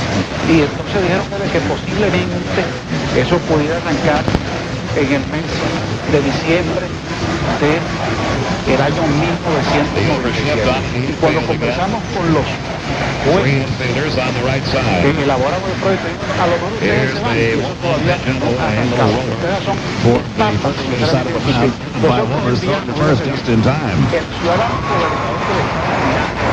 Strawberry retired. Wohlers to McGriff. 1 down. That'll bring up Paul O'Neill.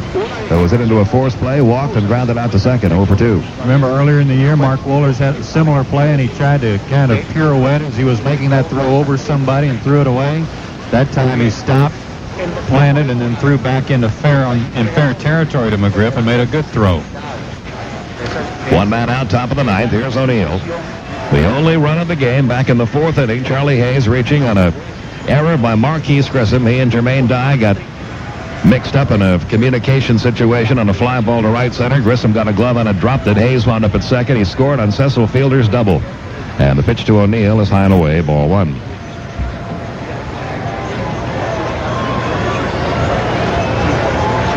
One out in the 9th. What a great job by John Smoltz on 3 days rest. Outstanding. 8 innings, 4 hits, 1 unearned run, 3 walks, 10 strikeouts. Here's the 1-0 pitch. High and outside, 2-0. John Wetland is beginning to loosen up now in the Yankee bullpen.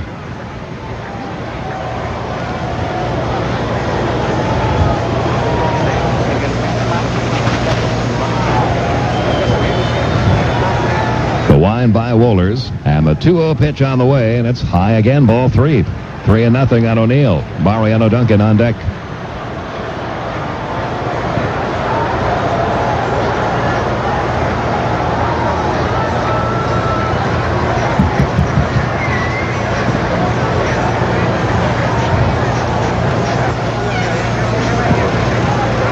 Now the wind by the right-hander, and a 3-0 pitch on the way to O'Neill. He takes it slow, ball 4. Down to first he goes with a 1-out walk. And that'll bring up Mariano Duncan, who's 0 for 3 tonight and just 1 for 17 in the series. Joe Torre has the luxury here with the lead in the ninth inning, Pete, to try a few things to try to get that insurance run. An extra run here would be huge. And with Duncan up there, a guy who can slap the ball around, maybe a chance to hit and run with one out. Duncan stepping in, right-hand hitter.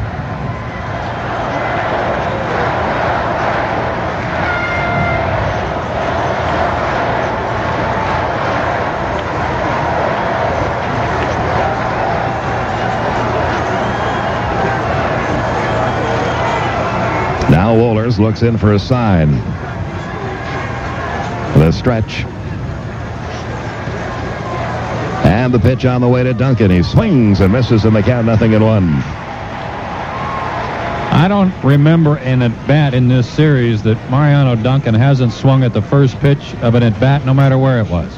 And I haven't remembered an at-bat in this series that Mariano Duncan has swung at a first pitch that's actually been a strike. That one was down around his ankles. But that's his reputation, free swinger. Remember one year when he was with Cincinnati, he got into about August before he ever drew his first walk. Right. 0-1 the count.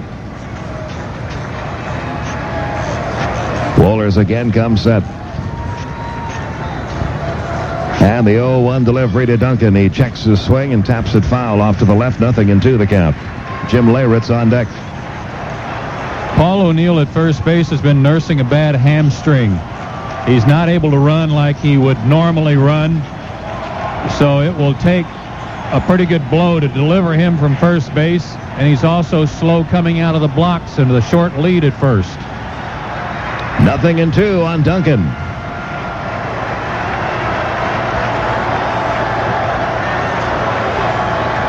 The stretch by Wohlers.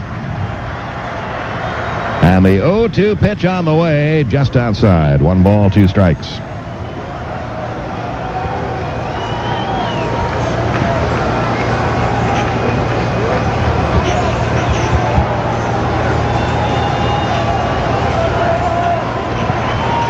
This one has turned out to be a classic pitcher's battle between the two probable Cy Young Award winners. And right now, Andy Pettitte leads at 1-0. Here's the 1-2 pitch now to Duncan. Ground ball sharply hit. Lemke runs it down to his left, goes to second, in time there. Blauser to first, not in time. They get the force, 4-6 down at second. But Duncan able to beat the relay, but barely, to become the runner at first with 2 outs for Jim Leyritz, who has struck out, singled, and walked tonight. That's about the toughest double play infielders have to turn for a second baseman going in the hole and throwing back to the bag at second. Took a long throw. Yeah. Well, there are 2 outs now. Duncan at first. Here's Leyritz. Andy Pettitte has moved to the on-deck circle.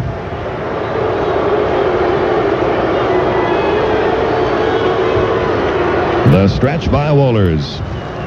And the pitch on the way to Leyritz. He fouls it off at the plate, 0-1. Looking ahead to the bottom of the ninth, Pete, I think he's got to stay with Andy Pettitte, doesn't he? I mean, the guy's thrown a 4-hit shutout.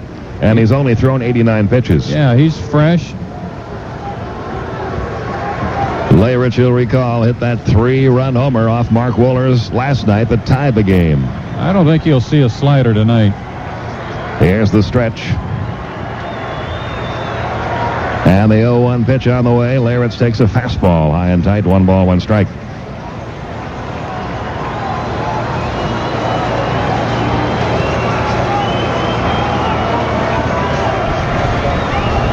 Two men out. A runner at first in the top of the ninth. 1-0 Yankees. Winner of this game goes up 3-2. Game 6 on Saturday night at Yankee Stadium.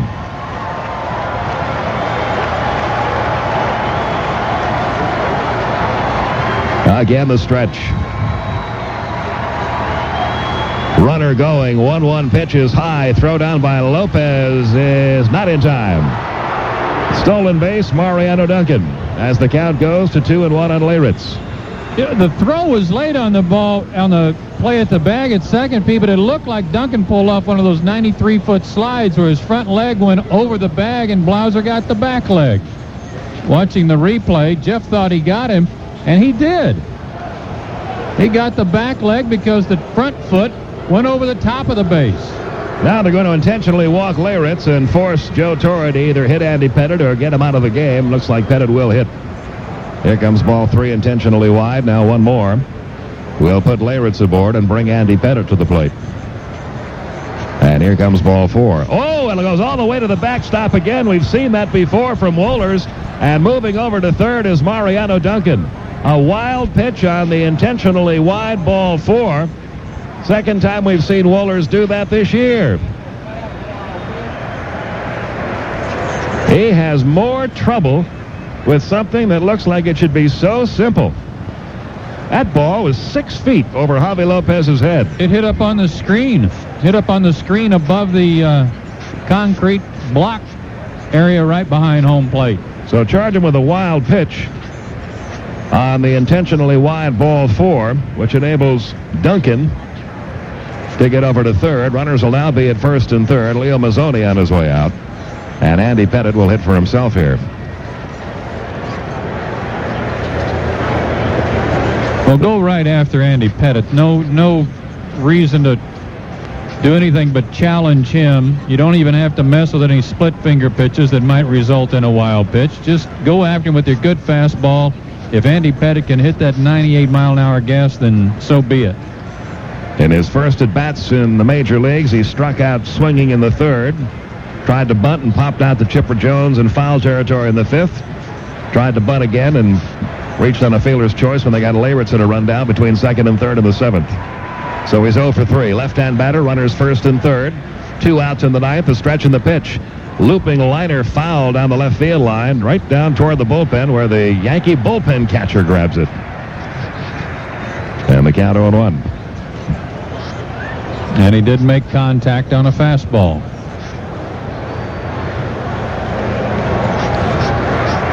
Two men out. Leyritz, the runner at first. Duncan, the runner at third. Here's the 0-1 pitch on the way to Pettitte. He swings, sends a fly ball out to left field, not too deep. Andrew Jones under it. He's there. He's got it. That's out number 3. And here we go to the bottom half of the 9th inning of Game 5 with our score, Yankees 1, Braves nothing. You got kids, you got dirty walls, you got problems. Where do you go for help? Where to get it? Where to get it? Your Sherwin-Williams store, where you'll find Everclean, a truly washable flat latex. Where to get it? With Everclean, you won't have to scrub the paint off to get the stain off. We guarantee it. It's perfect for kitchens, baths, and kids' bedrooms. Where to get it? Where to get it? Sherwin-Williams Everclean. You can only get it at Sherwin-Williams. Where to get it? Strike 3, you're out. Baseball. It's a game where even the best hitters only succeed 1/3 of the time.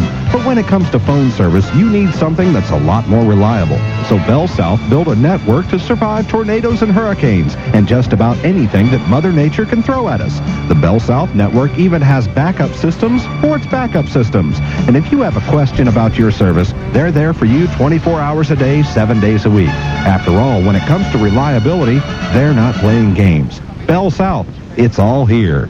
You're listening to the play-by-play action right through the series on News Talk 750 WSB. And we're proud to tell you about our new sister station, Sports Talk 680 The Fan, where you can go to talk about all the games and all the sports in the world 24 hours a day. You'll get 2020 sports news at the top of... The bottom half of the 9th inning, everybody on their feet here at Atlanta Fulton County Stadium as it makes its farewell appearance in Major League Baseball. And Chipper Jones leads it off against Andy Pettitte. First pitch on the way to Chipper is low and inside, ball 1. Chipper tonight is flying to right, grounded out to third, and hit into a 1-4-3 double play. David Weathers and John Wetland both up now in the Yankee bullpen. Next pitch to Chipper Jones is fouled back. 1-1 the count.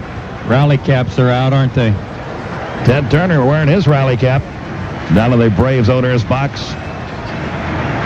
Braves, of course, have pulled out many a game like this. Here's the 1-1 on the way to Chipper. Breaking ball is fouled back. It's 1-2. Pettitte living dangerously, trying to throw that breaking ball down and into Chipper. Didn't quite get that one in, and Chipper barely missed it. 1-0 New York in the bottom of the 9th.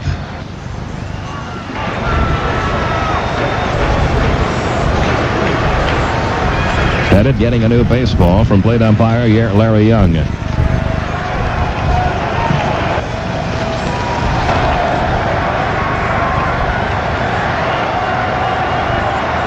The sign given by Leyritz. The wind and the 1-2 pitch on the way to Chipper Jones. Line drive, base hit down the left field line. Over quickly is Strawberry. Chipper Jones going to try for second. Here comes Strawberry's throw. It's late. A leadoff double for Chipper Jones to start the bottom half of the ninth inning. And the Braves have a potential tying runner down at second base with nobody out for Fred McGriff. Never a doubt about him going for two either. Pat Corrales was just pointing to second for Chipper, and he never hesitated. We have a new second baseman. Luis Sojo has replaced Mariano Duncan for the Yankees. Here's McGriff. He has struck out, walked, and reached on an error by Jeter.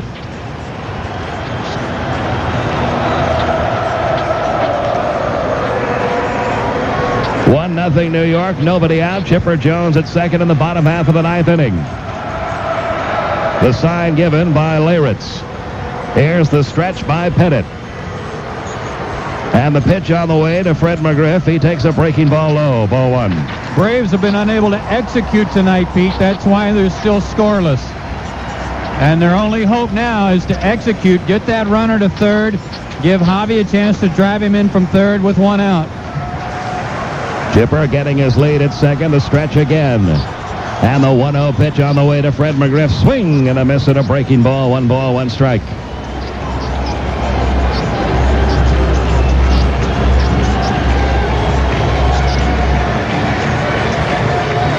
And now Sojo wants to meet with Jeter to make sure they're together on the signs that Jim Leyritz is giving with a runner down at second.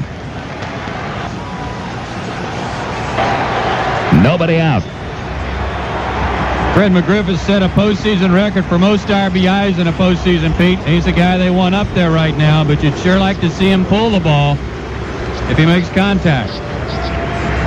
The look in by Andy Pettitte. The left-hander comes set.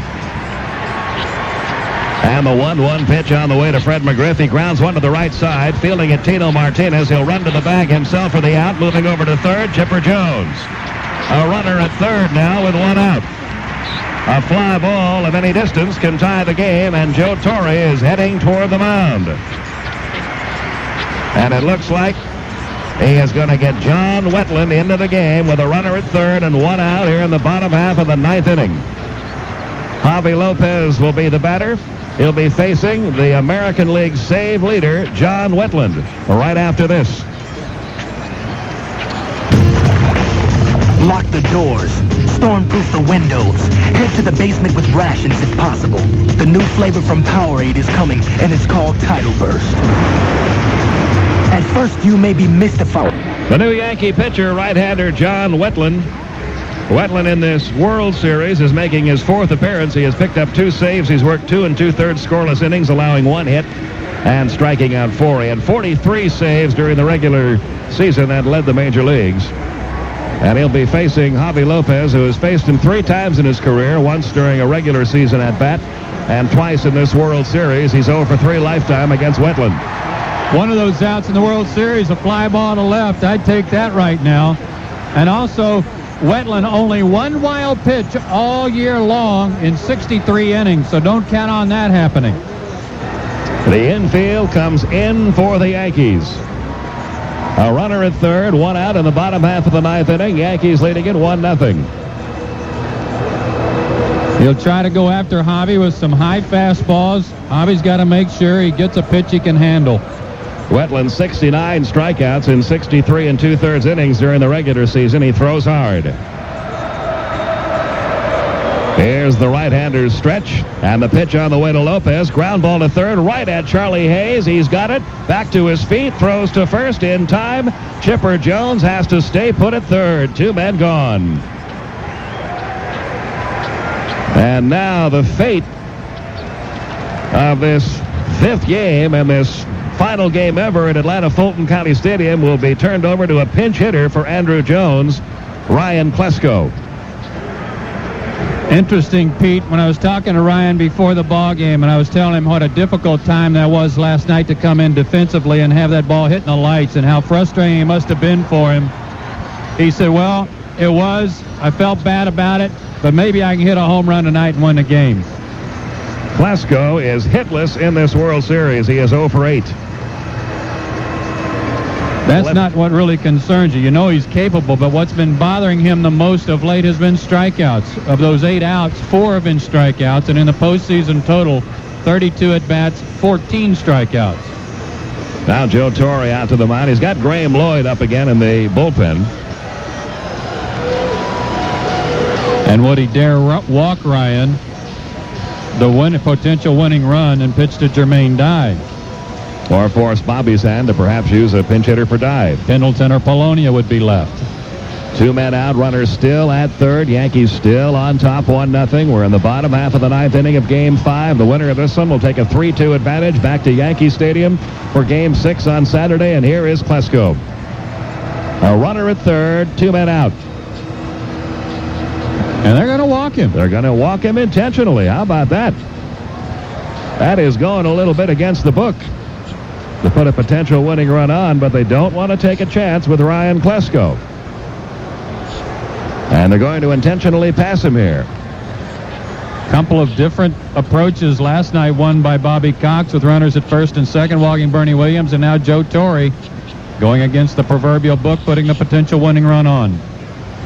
Jermaine Dye in the on-deck circle. Now he's being called back, and here comes Luis Polonia out of the Atlanta dugout. Graham Lloyd is set down in their bullpen. They're not even thinking about using him now. So it comes down to Luis Polonia, who Bobby Cox has a lot of confidence in making contact. And that's what they're thinking about here with this hard thrower. Gary Pendleton a possibility here, but he's had trouble against fastballs. Polonia is 0 for 8 in postseason. He is 0 for 3 in the World Series. Braves pinch hitters in postseason are now 0 for 19. Polonia 2 out of 5 in his career against Wetland. And he'll be the man with runners at first and third and 2 outs in the bottom of the 9th. And the Braves down by 1.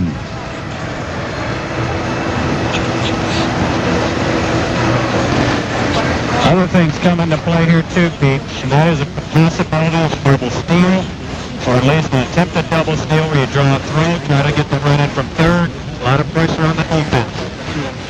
Here's the stretch for Woodland. On the pitch on the way to Polonia. Back out and play in the count, 0-1. Flashbulbs going off like crazy here with the anticipation of the last out recorded here at this ballpark, and that's even more trouble for Luis. Everybody standing. Nobody's gone home from this one.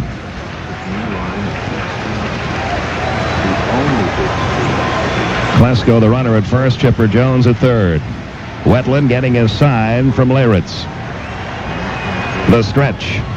And the 0-1 pitch to Polonia. Broken bat liner, foul down the left field line. And the count is 0-2. Now Luis Polonia will have to wait for a new bat. The Yankees have had so many breaks with balls that have rolled down the third base line or have dropped out in no man's land.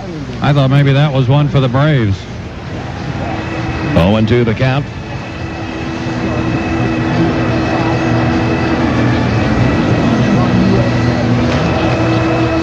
Chipper Jones a leadoff double in this inning. McGriff got him over to third and a ground out to first, but then with the infield in, Javi Lopez hit one right to the third baseman, Charlie Hayes. Chipper Jones had to hold. They intentionally walked Klesko.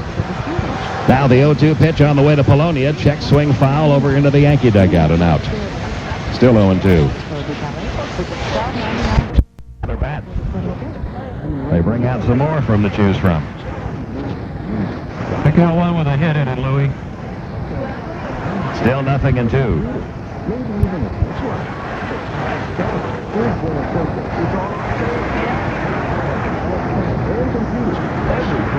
Big hole on the right side where they're holding Klesko. Boy, if he could just pull one. Here's the stretch in the 0-2 pitch to Polonia. Popped foul back our way. Into the seats above us, still 0-2.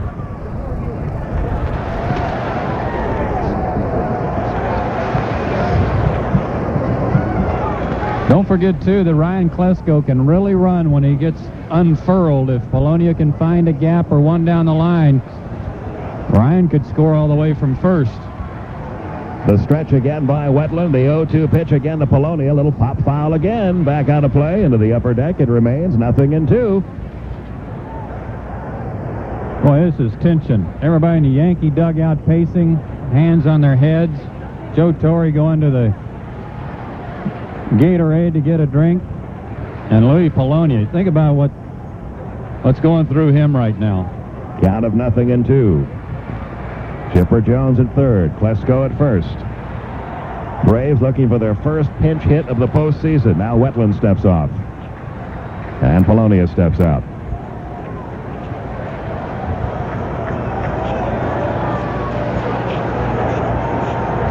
Wetland again ready. Here's the stretch.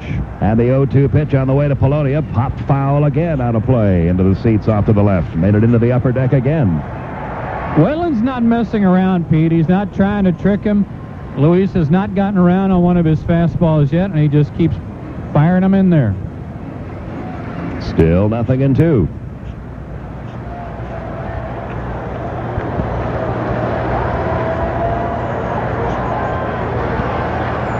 The runners lead from first and third. The stretch by Wetland. Runner going, the 0-2 pitch, fly ball, pretty well hit, right center field. Back goes Paul O'Neill, still going, reaches up and makes the catch on the edge of the warning track. And the New York Yankees have taken a 3-2 lead in the 1996 World Series. Holding on but barely in the bottom half of the ninth inning to win Game 5 by a final score of 1-0. We will be back with the totals. Team coverage of the top local story on Atlanta's Morning News. Well, the Braves are under the gun again. They fall down to the Yankees. They get swept here at home in the World Series. Yankees bounce back after losing their first 2 games at home, and the Yankees now take a 3-2 lead and head back to the Bronx for Saturday night's Game 6 after winning tonight 1-0. Totals brought to you by your local GMC truck dealer. 1 run, only 4 hits, 1 error, 8 men left on base for the Yankees. The run was unearned as the Braves had no runs, 5 hits, an error, 7 men left on base. Pettitte the winner, 1-1. Smoltz the loser, 1-1 in the World Series. First loss of this postseason this year for John Smoltz. He pitched brilliantly. John Wetland came in, gave up a bullet to Polonia to end the ball game. He earned his 3rd save. Man, it looked like that ball was going to carry over Paul O'Neill's head. It did not. And the Yankees win it 1-0. 51,881 here tonight. The game took 2 hours and 54 minutes. That's your Bulova time of the game. Bulova available at It's About Time. Back with the... We have one more. All right, we'll be back to wrap things up here at Atlanta Fulton County Stadium right after this. How does a 50-year-old printing company from Indiana stay competitive? Xerox has been the answer for us. Used to be, well, we'll have your job ready in 2 to 3 weeks. Today, it'll be ready in 2 or 3 hours. Xerox, to me, is our local salesperson, Fred Morgan. He's right there. He's only a phone call away. You don't have to go far to get help from Xerox. We're right in your own backyard. You cannot put a price on that relationship. To learn more, call 1-800-ASK-XEROX, the document company. Xerox, proud sponsor of the U.S. Olympic team. When the night has come. Imagine you're in a Buick LeSabre with your family on a long, straight country road. And ahead of you is a large motor home trying to make it up a hill. You've got the dotted line. You pull out to see if it's clear to go. And how much room are you going to need? How fast can you make it around this motorhome? It's times like this when you're glad you have LeSabre, the car with a 3800 Series 2 engine. The engine named by Ward's Auto World magazine as one of the 10 best in the world. You pull out. Everything's clear. Then a car comes over a hill. You accelerate for more power, and LeSabre delivers. In seconds, you're back in your lane and ahead of the motorhome. That's peace of mind from Buick LeSabre, America's best-selling full-size car. Stand by me. Stand by me. People cheating on their insurance claims. Yeah, fraud. We all pay for it. Every one of us. And that's one of the reasons our insurance premiums go up. The CNA insurance companies are committed to helping keep our customers' costs under control. Last year, we saved over $60 million in fraudulent and inflated claims. It's about commitment. I'm glad someone's doing something about it. Talk to your agent or broker. CNA. For all the commitments you make. Let's talk high-tech. Let's talk today's Army. I work in air defense artillery on the Patriot missiles team. I analyze radio and satellite data transmissions and perform airspace surveillance. I compute coordinates, I guide missiles, track enemy aircraft. This soldier is preparing for her future career by getting high-tech experience now. What about you? Maybe you should consider today's Army.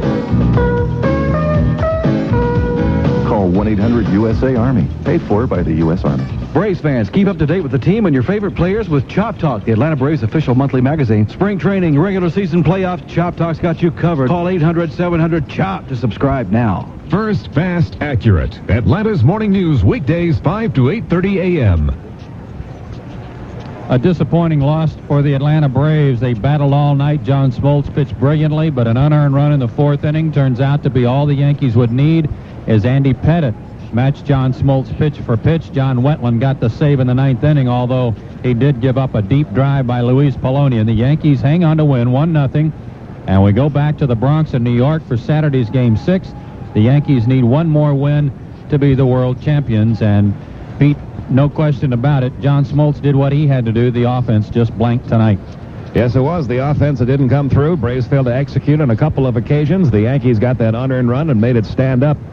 And now, for the first time in 90 years, the first 5 games of the World Series have all been won by visiting teams. It's never happened before, where the first 6 games have all been won by visiting teams. If that doesn't happen on Saturday, this World Series will be over. It'll be Greg Maddux against Jimmy Key in Game 6 at Yankee Stadium on Saturday night. Final game at Atlanta Fulton County Stadium, attended by a crowd of 51,881, many of them reluctant to leave. They're just kind of standing here, looking down at an empty field right now, except for some reporters and some players who are being interviewed down in front of the Yankee dugout. But everyone's sort of getting one last look at this ballpark that has served Atlanta for 31 years. Coming up next, the 10th inning show, including our roundtable. Stay tuned for that. You